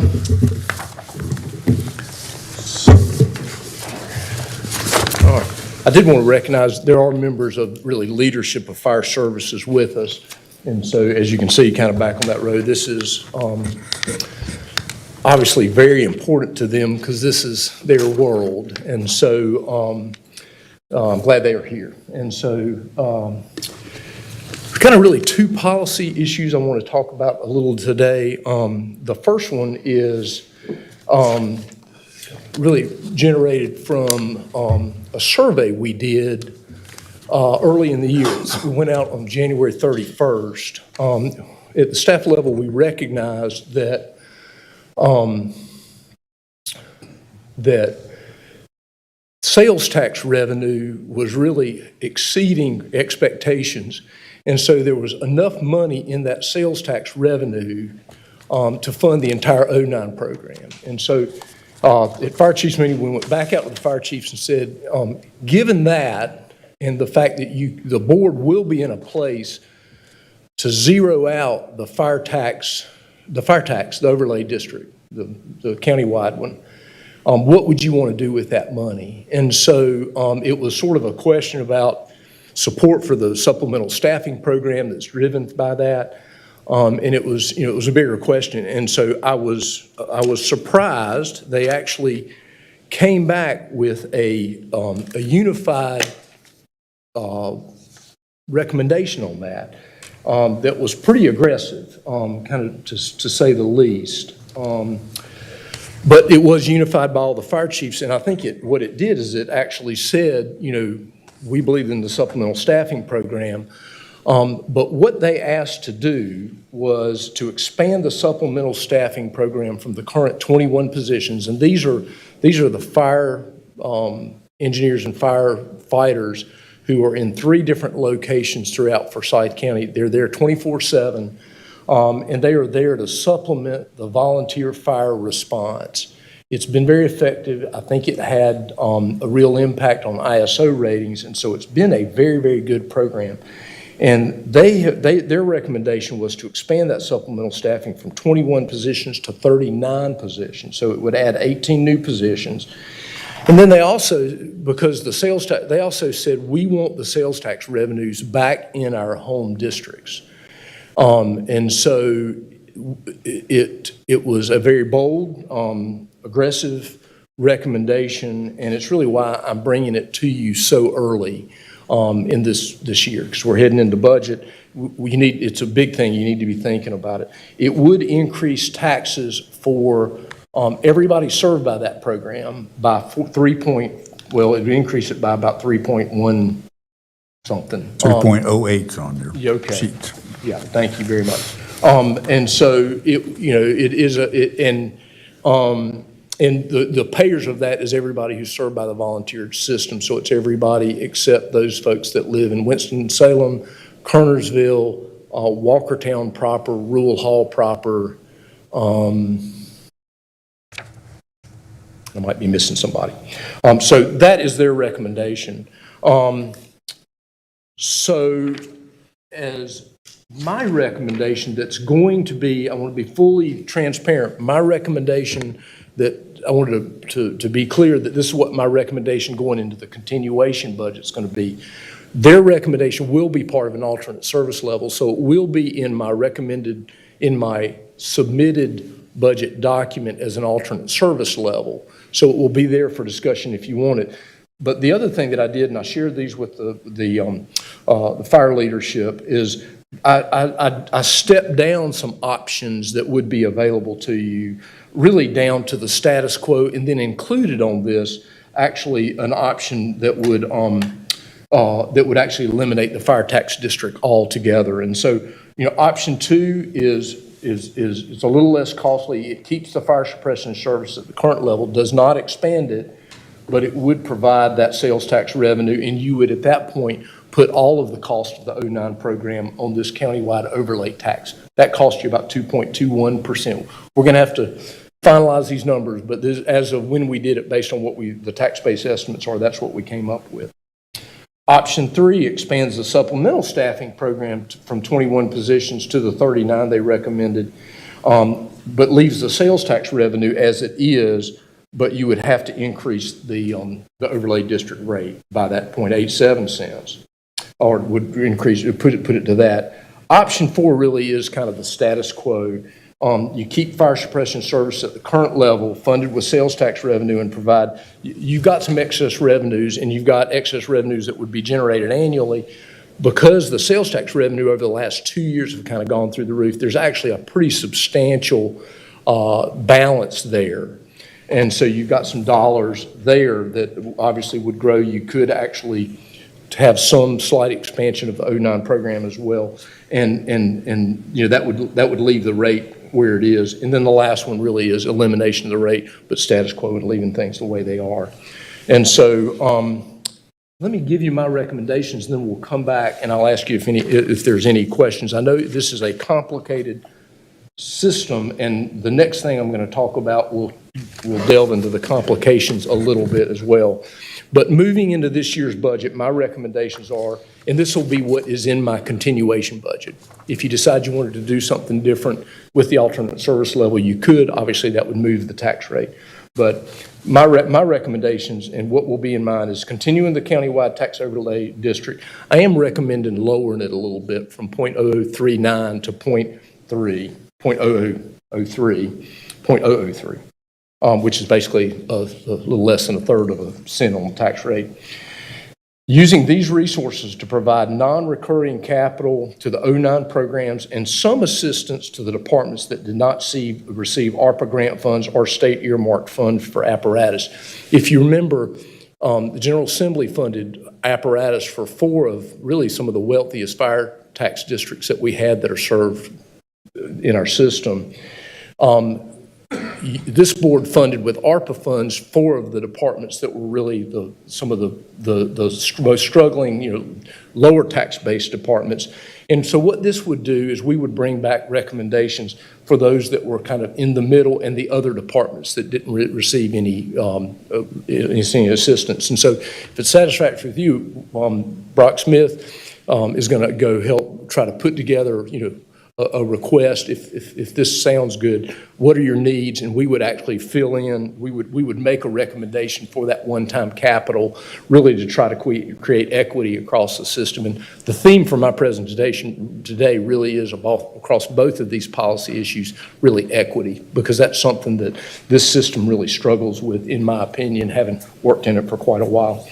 The eligible departments for serving Forsyth County and exclusively, and these are the ones whose service area is just in Forsyth, because we've got a number of departments that are on the edges. We've got a couple of departments that aren't in Forsyth County that we actually rely on for services. But the ones that are exclusive are Old Richmond, Blues Creek, Beesons, and Piney Grove. All of them are kind of situated a little bit differently with respect to apparatus and partnerships and so on and so forth. But those are those departments. And then I said some consideration may also be given on an adjusted basis to departments that serve parts of Forsyth and large areas of other counties like Griffith, King, and Gumtree. Gumtree's actually in Davidson County, and Griffith, as you know, is right up on Peters Creek Parkway on the line. And then, as I mentioned, the proposal from the fire chiefs will be presented as an alternate service level request to facilitate discussion through the process. And so that is, I wanted you early on in this process to get the request back from the fire chiefs, particularly since it was unanimous. I think the fact that the strength in that was something that was frankly unexpected for me as we kind of entered this. But you needed it. You needed to understand that. You know, as I tell the fire chiefs often, their opinion is really important. But what's also important is their volunteer their volunteer leadership, the folks that serve on their corporation boards and these nonprofits that really guide their operations. And so, my suggestion to them has really always been, it's one thing if you as a fire chief's asking for money, it is another thing if you've got your board whose really goal is to be that advocacy for you and to also hold your feet to the fire as a business entity. And so, hopefully we'll hear from some of those folks as we move forward. So that's the first policy issue. It was really the recommendation from the fire leadership. Any questions on that?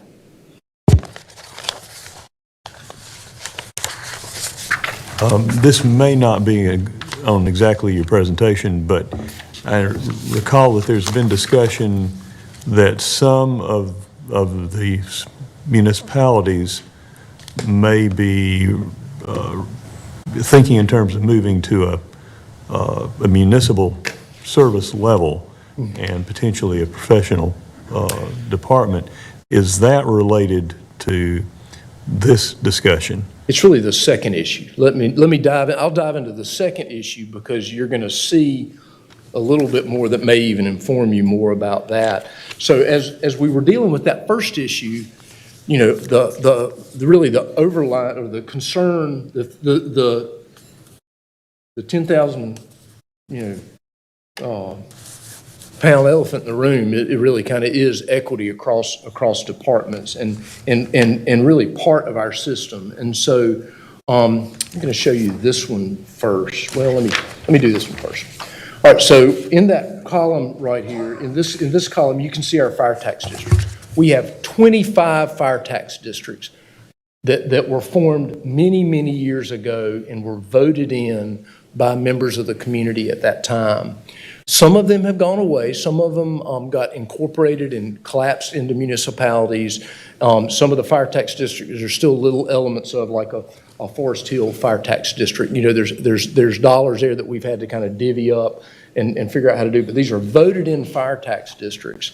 And so their boundaries are very fixed. And fire tax districts are very difficult to move. It takes notification, action to the board. It's a very, very difficult thing to move. And you can see from our if you look at that first column, the rates on each of these fire tax districts differ. The lowest one is 6 cents for Clemens, and Clemens also serves the South Fork district. And so that district had largely gotten, I think, annexed by the city of Winston-Salem. And so that shrank over time, and then Clemens kind of that's still an unincorporated area that's outside of that original Clemens fire tax district.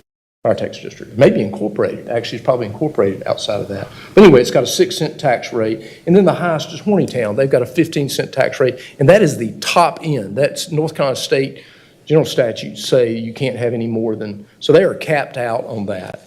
And then when you look at the 16, as that relates to the 16 volunteer fire departments, Clemens generates, with their 6 cent tax increase, or tax rate, $1,953,000 was the revenue for FY23, and then Hornytown's $376,000. Now they serve some areas in other counties, and so they get other revenue to support their operations, but it gives you a little bit of an idea about kind of how that's situated. And then Salem Chapel operates exclusively in Forsyth County on $144,000. And so you get this, and with a tax rate of, pull it up,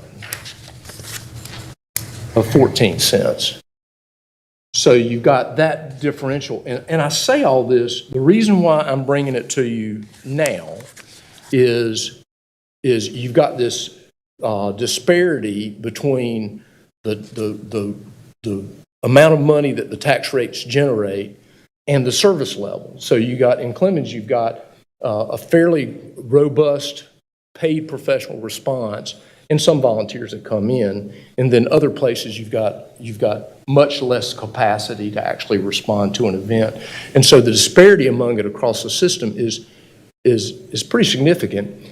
And moving into a reevaluation next year, the current situation is going to be exacerbated greatly.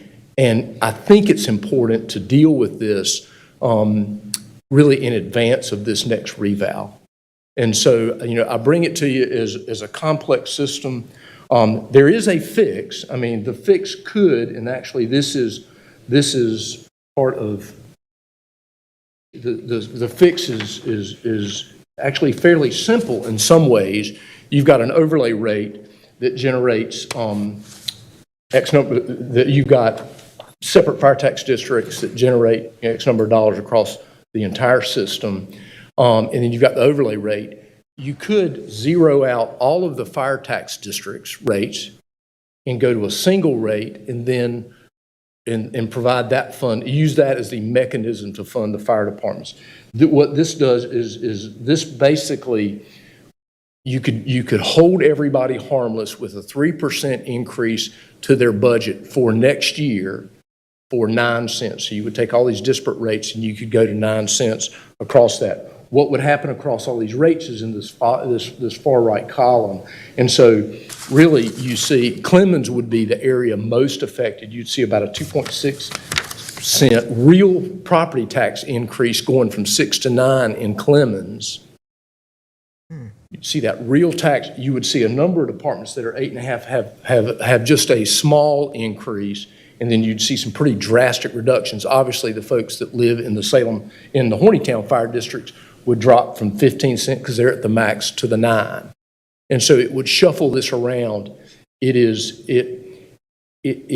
disruptive, and I think that's why the fire chiefs are here today. It is very disruptive because it's moving away from this fire tax district structure that they have lived with forever up until now to this system. It's fairly simple to do. The board could do this fairly simple, and holding them harmless is fairly simple. But it is a deep policy issue that I think the board needed to hear. You needed to hear early. You certainly needed to get it before, sometimes we bring you fire tax district rates, through the budget discussions at the 11th hour. I didn't want to do that this year. I wanted to kind of bring that to you much sooner because this is a sea change with respect to that. It would greatly simplify the system. It would also greatly simplify the kinds of issues around fire tax districts and insurance districts and response zones, because you could move those much more nimbly than you can right now. And so there are some real benefits to thinking through this. And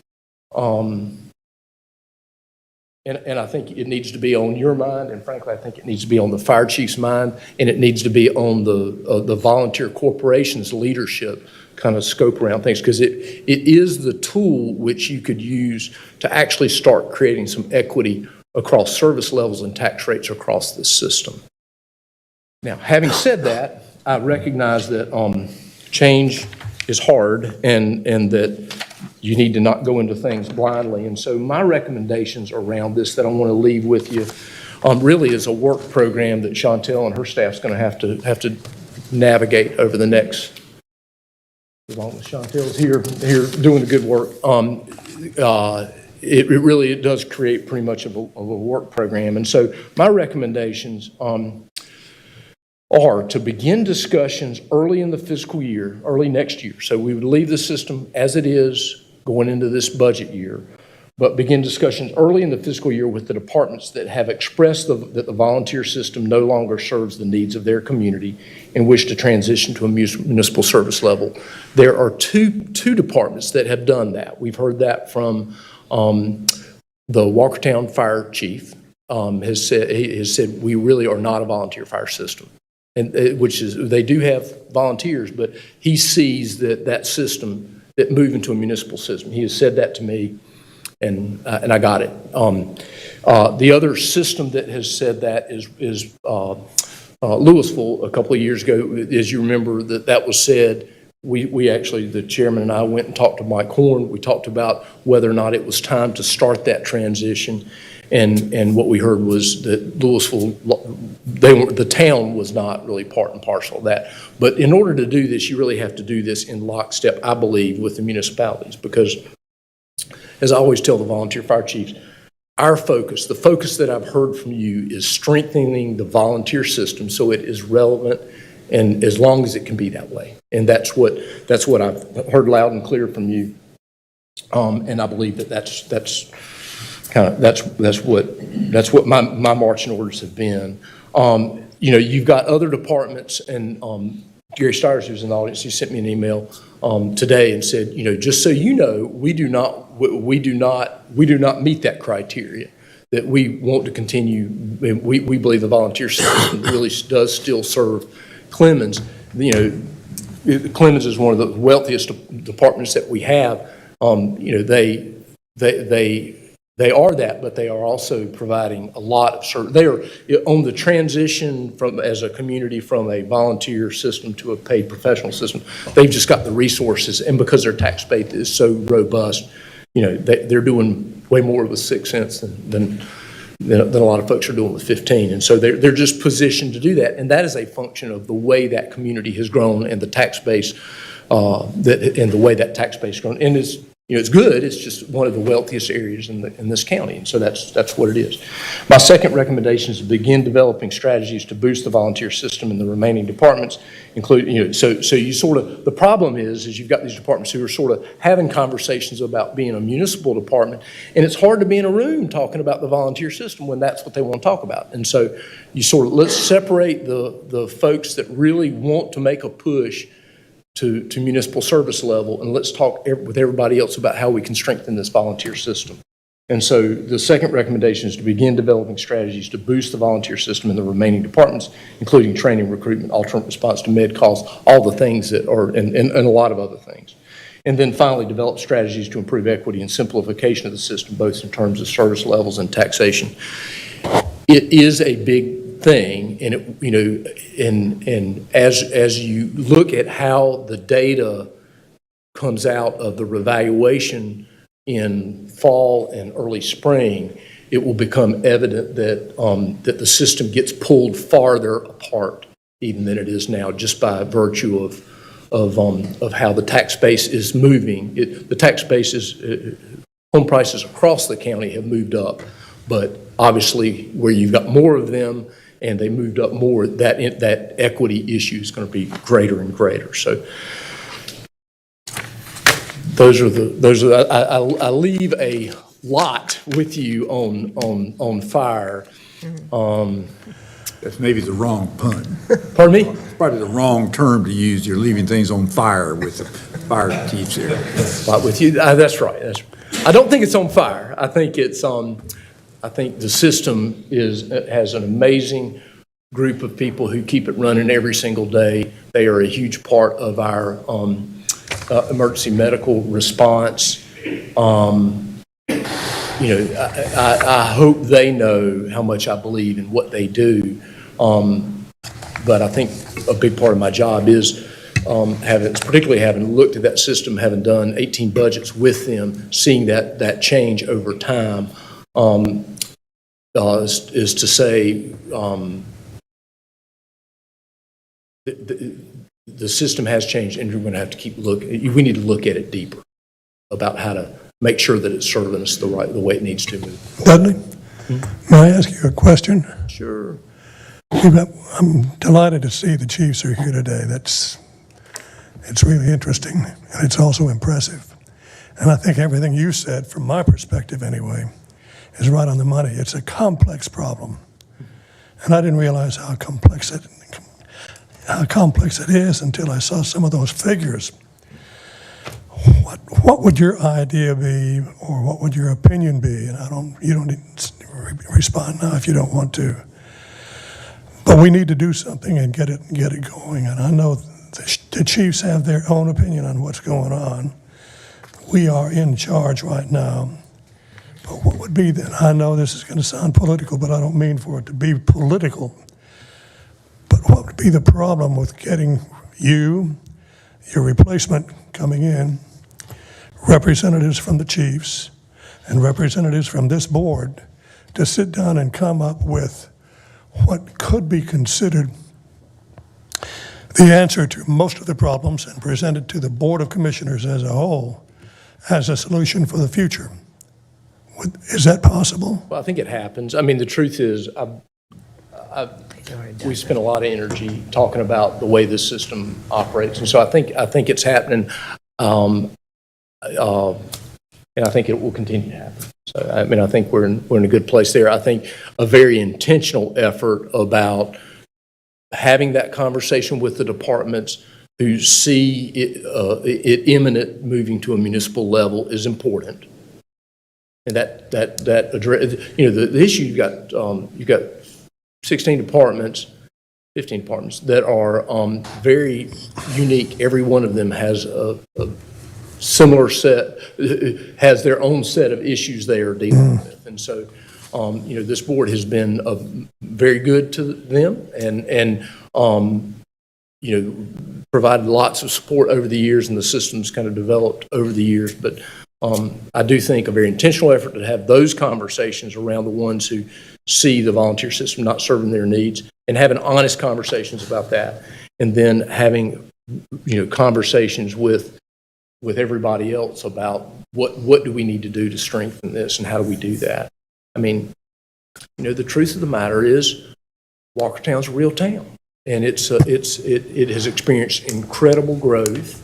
It's going to continue to experience that growth, and it's not a defensive incorporation. Louisville is a growing, vivacious community, and it's not a defensive incorporation anymore. Clemens is a growing community, and it's not a defensive incorporation anymore. It's a place that has its own sense and its own set of needs, and there'll be a time when they're going to need their own police department, and they're going to need their own fire department, because the structures that we have around public safety aren't really there's tax equity issues, and there's tax equity issues in the law enforcement piece. My prediction is this board, in Chantel's term, is going to be having a Metro Police discussion. I think that will happen because it just is what happens as communities grow out. We are going to experience incredible growth in this community, I believe, just from some of the economic development things that we've got going on, the transportation changes that have occurred, and those systems are going to have to be really looked at seriously. And this is one of them, and this is the one I probably have. I've been at fire chiefs meetings for almost all 18 years I've been here. And so I've seen it, and we've had conversations back when the housing bubble occurred. We talked about how's the tax base going to recover. You increased tax rates when we had an upside-down revaluation to support the fire departments. You have done absolutely what needed to happen to make sure that they saw the benefit of the growth from their fire tax district. The problem is that it's been confined to their fire tax district. And so their destiny is based on what happens in that fire tax district. And so you can't have a conversation about a system, the destiny of a system, because you're trying to do it against 20 some odd fire tax districts. And that is the reality of it. And that's me, and I could be wrong. They may go back, they're probably back there shaking their head and saying, this guy's an idiot. But they've heard it from me before, so it's honest. And but it's just my observation, and I felt like I needed to. That's why I thought it'd be good if we could get everybody talking with a deadline, because we want to get this taken care of by at least the beginning of next year, probably earlier. I don't know that. Maybe. I don't think you will. I think it'll be a function of what you'll see when the reval starts becoming. Well, I want to thank. That's a concise presentation, and there've been various discussions around it in different ways. But I appreciate sort of having that one package. I think your 3 recommendations that you're filling a plate for Chantel are good to get going, and that the firefighters sent out a nice letter I read today, basically said firefighters for Forsyth County for Firefighters Association sent out a letter that basically says, we need, this is not the right time to do this at this moment, and there needs to be more conversation about impacts. And as I think I responded to the original sender, that basically the unanticipated things that come with any change, they're unanticipated things, and they will come later down the road. You can never anticipate all of them, but you can certainly do, if you got the time, you can do a better job in anticipating those. So I think that's a good way to leave it at this point and continue on that journey of trying to resolve it. And we can feel good about that. But I appreciate you bringing all that forward in a briefing session. Any other questions of Dudley? Actually, just a Go ahead. A couple of comments. I've only been on the board for about 1.5 years, not quite. And certainly in that time, I've had more opportunity to learn about the robust tradition of volunteer service in firefighting in the more rural areas of our county, and it's an honorable and valuable tradition. But we're also dealing with some conflicting realities as well. There's robust growth in the county, but it's uneven. And we can see in the numerical information that Dudley's compiled that you have some areas of the county that are benefiting from the robust growth and the revenues that provides to their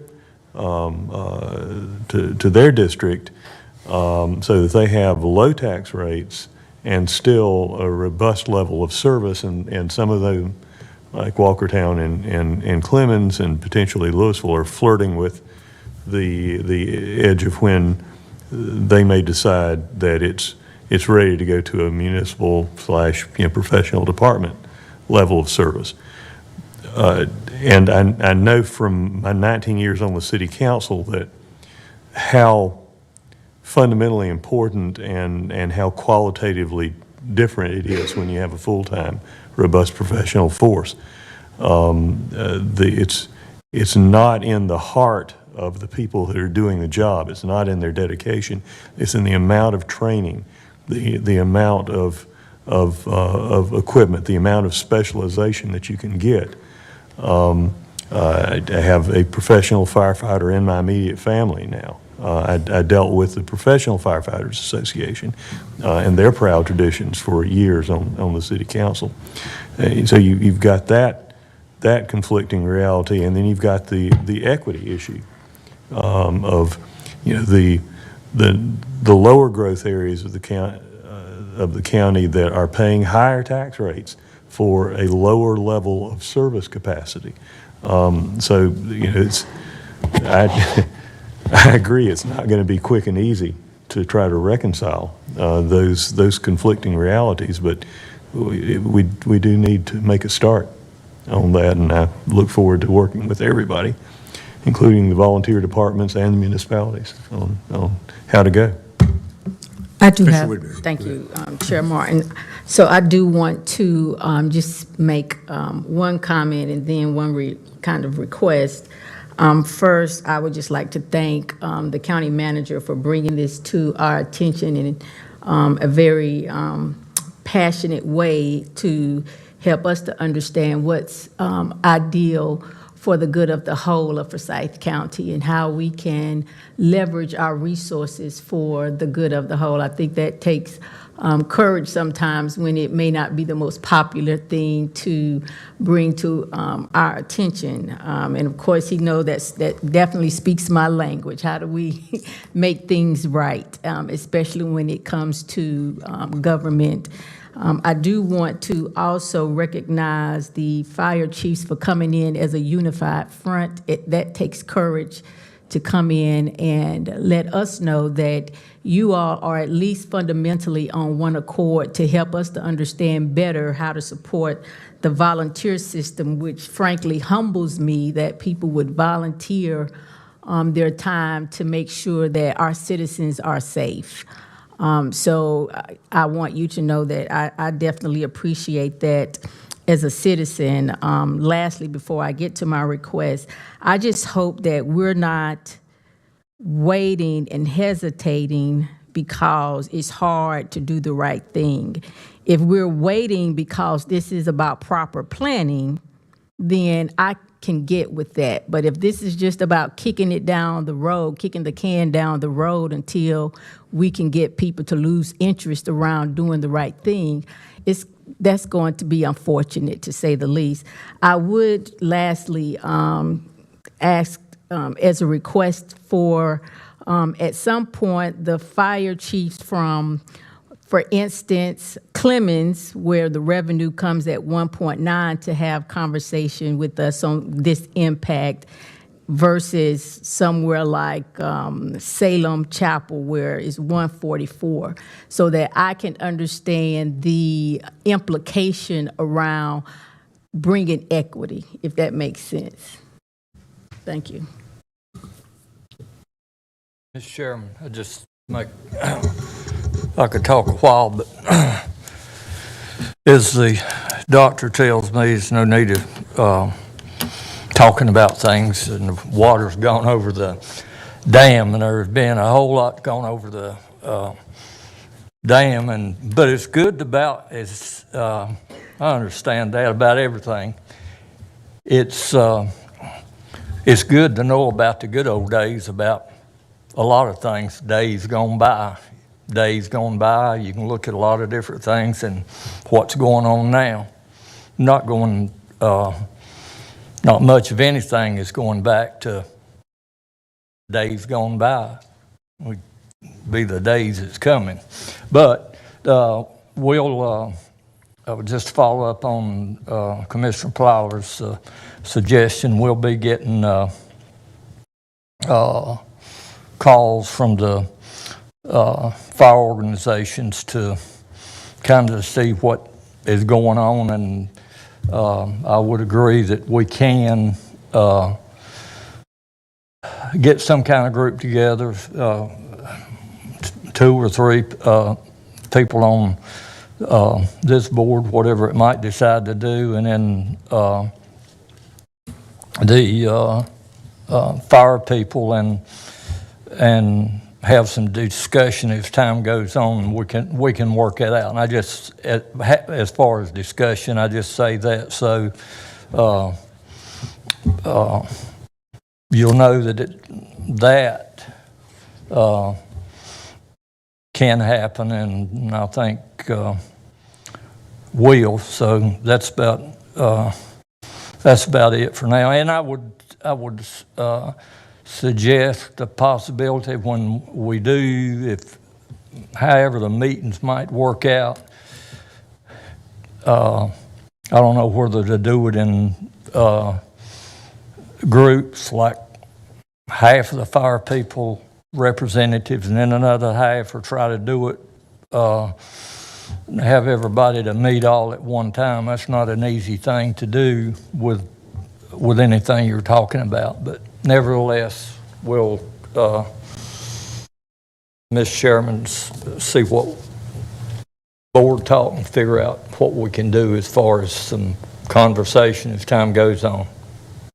Yeah, thank you, and I certainly agree that ties into Dudley's recommendation that we get started earlier in the fiscal year next year, since it is the reevaluation year.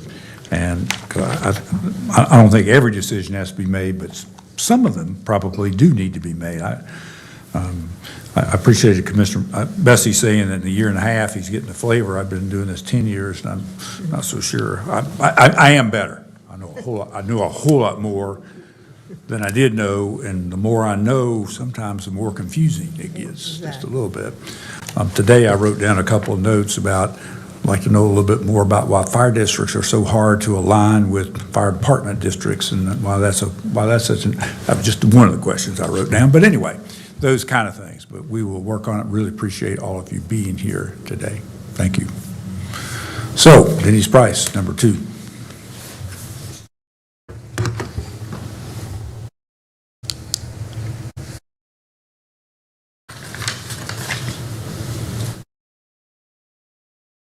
Good afternoon, Commissioners. I do have a presentation.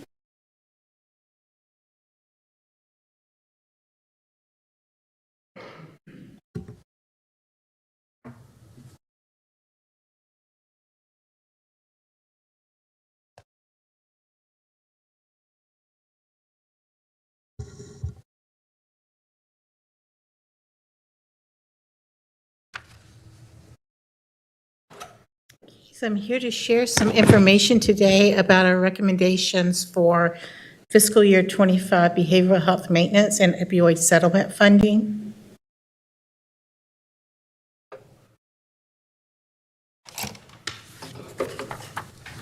And we may be able to go past the first page.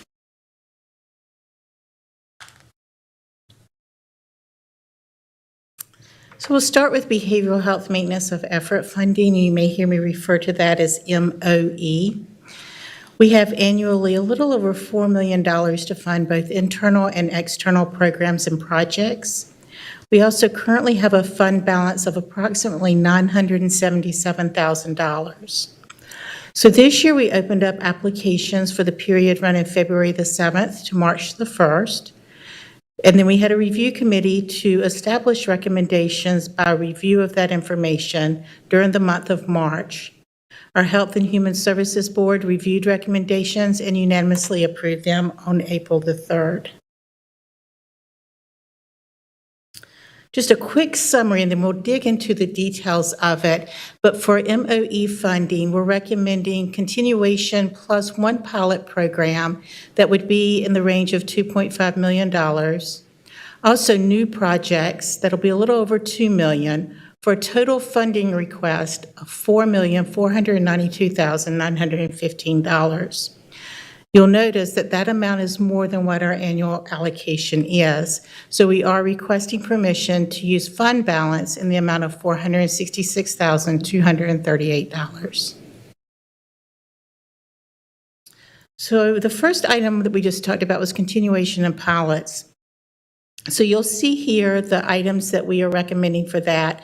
The only item that is listed, well, 2 items for the pilots is the women's unit at the detention center, the expanded mental health services, and also some of the pharmacy inventory overrun dollars. You'll notice that the men's unit is not here this year. That's because we are entering to our 4th year, which is the tipping point for where we typically do not consider that a pilot anymore. But you will see that on our next section of agencies. Any questions here before I move along? So our recommended projects, what I've listed here for you is all, not on this page, but on several pages, all of the applications that received and the programs. You'll see the amount requested and the amount recommended. And in your packets is additional information regarding these agencies, the decisions made, and also the funding that they've received from other sources over the course of the year. Again, any questions about anything on this page? What does CST stand for? Good the question. very first one, Monarch CST. Community Support Team.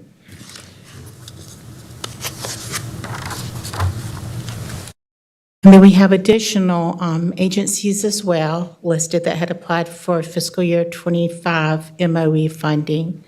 And you'll see that the total of those 2 pages is that number that's a bit over $2 million that is recommended. Any questions about anything on this page? Denise, we don't have that copy in here, nor that, the one prior to that. I mean, you've got the descriptions of it, but we don't have it in that form. I'll get it in that form for you, absolutely. Apologies for that oversight. May I ask, do you have identified sources for the recommended FY25? So this will be MOE dollars. Yes. It's the 2 million of new dollars that are left over out of that 4.4 something million. Correct. And we have to spend that every year. I mean, we have committed to programs, and we cannot reduce those in order to remain federal funding. I think I say that in a better way. In order to continue receiving federal money, we cannot back off of what we have been doing, and that becomes maintenance of effort. We've made that effort in the past. We have to maintain it. So we get into that process. So we really are looking at new. Some of you'll notice some of these are requests from. They're not all new. There's just an opportunity to request again to continue. And you'll notice that some actually were funded last year, and they're being recommended to be less or more, with a note to explain it. And I haven't had time to read all the notes. We just got it today, and I think reading the notes, it'll start making a lot more sense. And then next year, the exact same thing will repeat. Still is one of the new guys. Yeah. So this $2 million is already built into the established budget. It's not new Correct. dollars. Okay. Correct. And it's not coming from sort of the funds that shift around during year to year, like special appropriations. It's Correct. In fact, when it says fund balance, it is the fund balance in the MOE fund. Thank you. It's not fund balance as a county. It is the fund balance within the MOE fund. Thank you. Did I say that correctly? Well said. Okay, all right. Well said. So just to recap, the continuation in the one pilot is $2.4 million. The recommended projects in addition to that is $2 million. So that puts us at a total funding request of $4.4 million, and that would require the use of $466,000 of our fund balance, that MOE fund balance. Before we talk about specific opioid settlement recommendations, I thought it might be good just to do a real quick overview of what settlement dollars are. It's local, resulting from local and state governments across the nation entering into opioid settlements with opioid manufacturers, distributors, and pharmacies. The funds allow our local governments to address opioid use prevention and treatment and require significant industry changes in the distribution and sale of opioids. North Carolina is going to receive a bit more than $1.5 billion over an 18-year period that ends in 2038.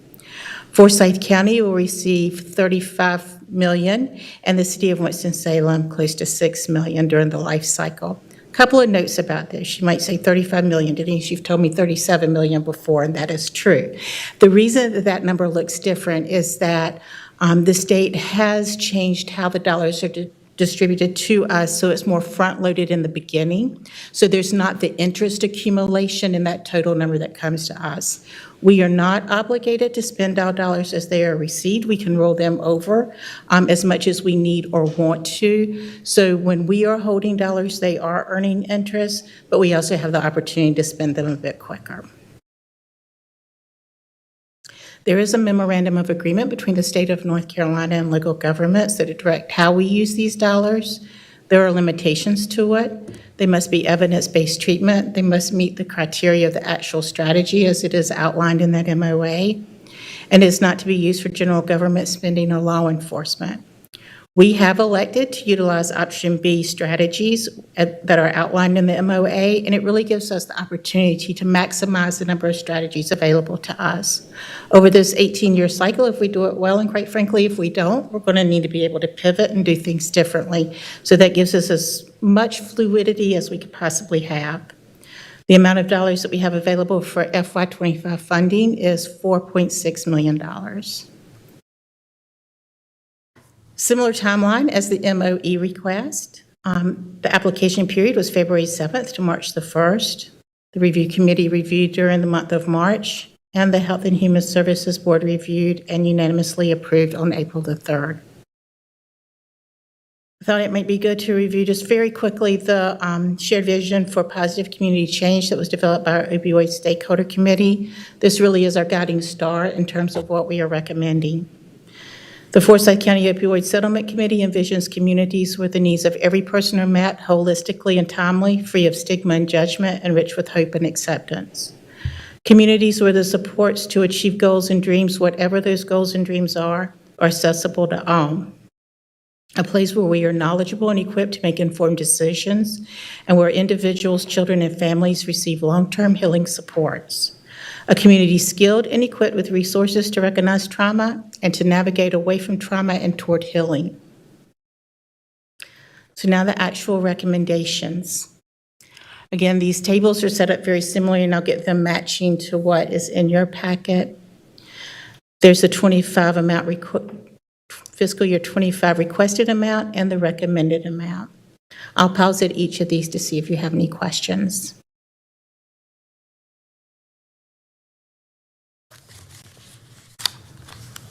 MOUD is medication used to treat opioid use disorders.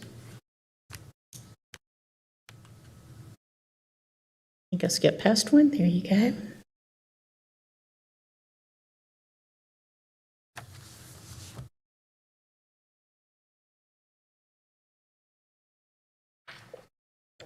So you'll see on this last slide that the total amount recommended is $3,323,965. I'll be happy to answer any questions. So the city's money comes through us? It does not. What was that I just saw? I saw something, Winston. On one of the sheets, it had the 5 million as just what they will get, but apparently it doesn't run through us. That is 35 is us, and the 7 or whatever it is goes to the city. Correct. And the reason it's less than what we thought is because we're getting more money earlier, we're getting less interest that the state's holding. So obviously, we could get it if we held it longer or whatever, but that's a minor point. Thank you. Mr. Chairman, if I may just add, so no one's surprised, we're anticipating that next month there'll be a smaller settlement that'll be coming before you to approve from Kroger. It will only be about $40 million for the state. Ultimately, the county should receive, over the course of a number of years, about $1 million.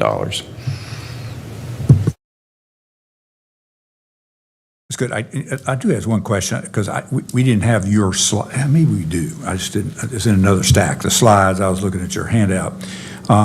So you actually did not budget all of the opioid settlement dollars from the requests that were received. That is correct. So there was and I'd be remiss if I did not say this is a lot of projects.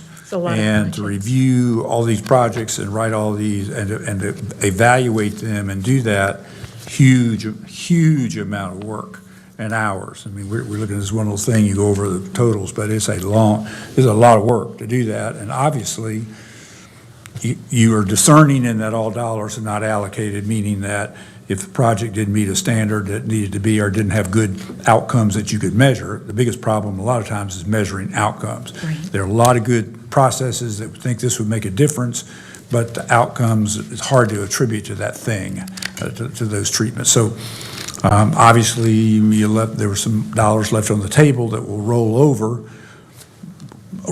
into the next allocation. And if I remember correctly, this year, those were done on, you did them 6-month kind of reviews? Did you do 2 cycles this year? We did 2 cycles this year. Do you anticipate that in the I future? do not, unless I'm directed to do so. It was very difficult for the agencies that received funding in January to be able to ramp up, implement, and have some outcomes so that we could use that to evaluate. So you'll notice that many of those that were in that first 6-month, that last 6-month cycle have been recommended for additional funding next year, so we can continue to evaluate. The 1-year cycle really allows us to focus very heavily, especially with this number of providers that have been recommended, to focus with them, to build the collaborations, and to make that as strong as possible before we move on. Obviously, can be adjusted if community needs is different. But thank you for all the time that you all spent on this stuff. I look forward. There's a lot to read. I need to read this. Yes, sir. Thank you. Ready to dive into. We were ready to go over the All right. briefing. We have 2 items that we'll take a quick we'll hear from quickly just because they involve public hearings. The first one's a public hearing to consider the expenditure of county general funds for an economic development project. I think Hassani Mitchell's going to come up and brief that at least initially, but you will see a public hearing advertised for this. So, Hassani, it's all yours. Good afternoon, Commissioners. Thank you, Mr. Manager. This item is for an economic development incentive package for a company looking to locate here in Forsyth County. This company manufactures large construction manufacturing equipment, and it's considering locating its facility near existing sites, either here in the U.S. or also in Mexico. This company expects to have a capital investment of $70 million, and that $70 million is broken into $47 million for real property and $23 million in machinery and equipment. This $70 million investment would create 151 full-time jobs in our county, and those jobs have an average salary of $64,362 per year. And those 151 jobs would be created between 2026 and 2029. The county's proposal is a 5-year incentive package, and that 5-year incentive would not exceed $944,006, and that's 50% of their tax liability within that 5-year period.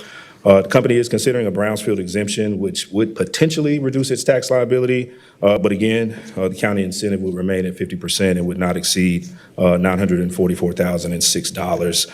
As far as workforce, they do look to participate with all of our local workforce development partners. We will have a full detailed presentation at the public hearing, but I'm happy to answer any questions that you have today. Any questions for Hassani? All right, thanks. Thanks, Hassani. The second item, the public hearing actually has been closed, I believe. So if Chris, if you can come up and just do a quick reminder of what that issue is. Thank you. Yes, this public hearing has been closed. This was considered at your March 21st. I'm actually not going to do the PowerPoint, I don't think. I think I'm just going to ad-lib it. This is dealing with UDO CC 25, which was a text amendment for some changes to our multifamily districts to try to right-size it. There were provisions dealing with the number of attached units for townhomes in RM5 going from 4 to 6. There were some changes to the allowed height. And then there was a change, I believe Commissioner Bessie had an issue or had a question concerning the buffer yard applicability under the use condition for residential building multifamily for the county. Similar to what we did in the city, we had a proposal to change that when the buffer yard would be triggered.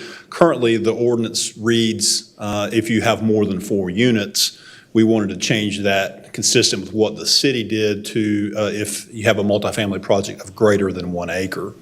And that was the issue whenever this was heard at on the 21st, and it was continued to May 2nd. We did some research. There are, I want to say around 37 parcels of currently of general use RM property within the county, and that totals 12 acres cumulatively with those 34 parcels. The majority of those parcels are actually located within a subdivision for some reason that's zoned RM12, but of single-family homes. Looking beyond that, there are, I believe 23 or 24 parcels of between 1 and 5 acres. That could potentially be subdivided to less than 1 acre lots. But I believe that cumulatively, those 24 lots was around 60 acres. So all told, for all of Forsyth County zoning jurisdiction, you're looking at 74 acres of property that this would apply to. Looking at it, generally speaking, we try to keep our ordinances, we'd like to keep our ordinances between the city and the county consistent. However, this buffer yard provision is already in a county-only provision. There's some differences between the use conditions for residential building multifamily in the city and county. So under those use conditions, it's already separate. Our recommendation would be to adopt it as is, as we've proposed, but we could easily take that section out for the county if that's what the county desires. And we have, you'll probably get a memo sometime later this week or early next week. I've written a memo and actually provided you with an alternative ordinance that actually removes that buffer yard section as amended and keeps it as is. So it would still be anything greater than 4 acres. And so that gives you some options. And with that, I'll be glad, I'm sorry, anything more than 4 units. Yeah, sorry, misspoke. So with that, I'll be glad to answer any questions. Questions for Chris? Just wanted to thank you for doing the research, and thank you for preparing the alternative. I may have a suggestion then on the second. Thank you. Thank you. Thank you. All right. I will do a quick review of things that we are still finalizing that will be reviewed in detail next Thursday. We have 2 special resolutions, one for Mental Health Awareness Month and one for Historic Preservation Month. Obviously, the minutes will be forthcoming for the meeting you just held. We do have items 6 and 7 are the agenda items that deal with formal approval of what you just heard from Denise, and so that will be there. Item 8 is an amendment to it really resolves kind of in advance of budget the 23 PAYGO, which we are late doing just because of the issues around FC Connect that we have been struggling with and dealing with. So, and there's also an element of that as we present them will be sort of, again, in preparation for this budget, that we know there's pressure on this budget that we're getting ready to recommend to you. And so as we work with departments, we really have tried to pull out even some smaller scale capital out of some of those to put them over here in this PAYGO fund. And then part of that discussion can also be ideas you have for FY25 PAYGO, that we can, if we want to start compiling that list as we head into budget. So we have that. Item 9 is it's really a cleanup item. Some of the difficulties around the capital projects, particularly with FC Connect, has made it difficult to identify the fund balances from the fire tax districts for a truck that is used exclusively by the overlay district, and so we're trying to get that in the right account. So it's really more of a maintenance item, and then the same thing with item 10 on the school's capital project ordinance. You'll hear that. It's going to be a big day for the airport. They've got a grant agreement for Taxiway Alpha, and then they've also got the design work for that as well, just to do that rehabilitation there. All right.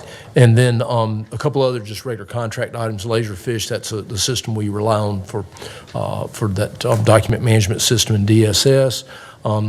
There's a ballot printing service. Obviously, we're getting ready to head into the election season, but this is actually ballot printing for the May 14th special second primary.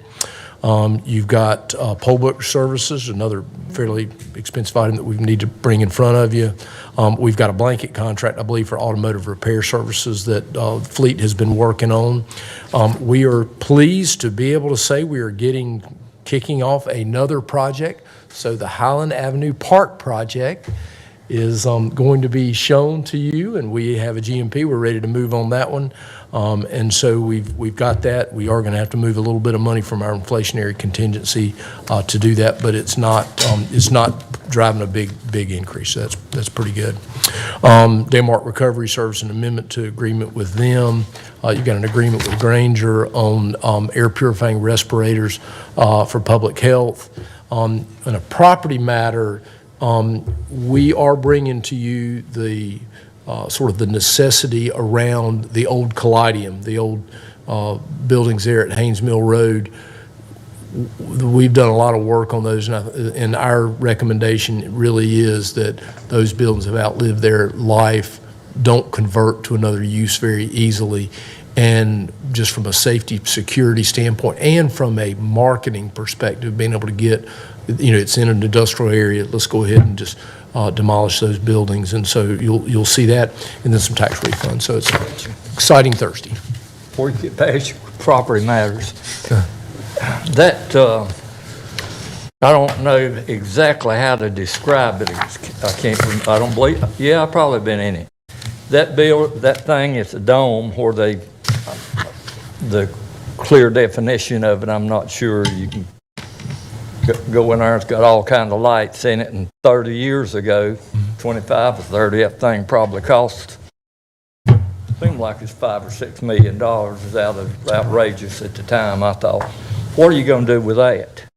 That we would bring that building down. It leaks like a sieve. Are you talking about that big thing where it has the pendulum in it? that I don't part know with the what glass? I'm saying. You need to figure out something about that. It's like, that's sort of like an old farm, a dairy farm. It had silos on it. And if I'm not mistaken, the silos that is out there at Brookberry, they may still be there. I'm not sure there. It's not a place that I visit often. I used to. Yeah, that silo, they've turned that into. Okay, well, you think about something for this. That's, Oh, see Kirby. Kirby? See Kirby. You got that, Kirby? come up with some idea. We might demolish everything around it, but it is the leakiest building in the planet. And I don't see putting money in the roof, but. If you're fortunate enough to stay around here a while, you'll see what's built torn down. Yeah. That's what the Romans said. It's true. I've seen it. It's a fact. That's it, Mr. Chairman. All right, we're good. We did want to make a mention that, I wanted to mention that Duke Energy presented a check for that grant for $25,000 yesterday, and so Vice Chairman Wizenhut and I were up there, and so you'll see some public notification about that, and Duke Energy's excited about that part. We had to break into it on the back road, but we got into the park, and we got a picture taken, but we do have an broke opening day. into it, That's right, yeah.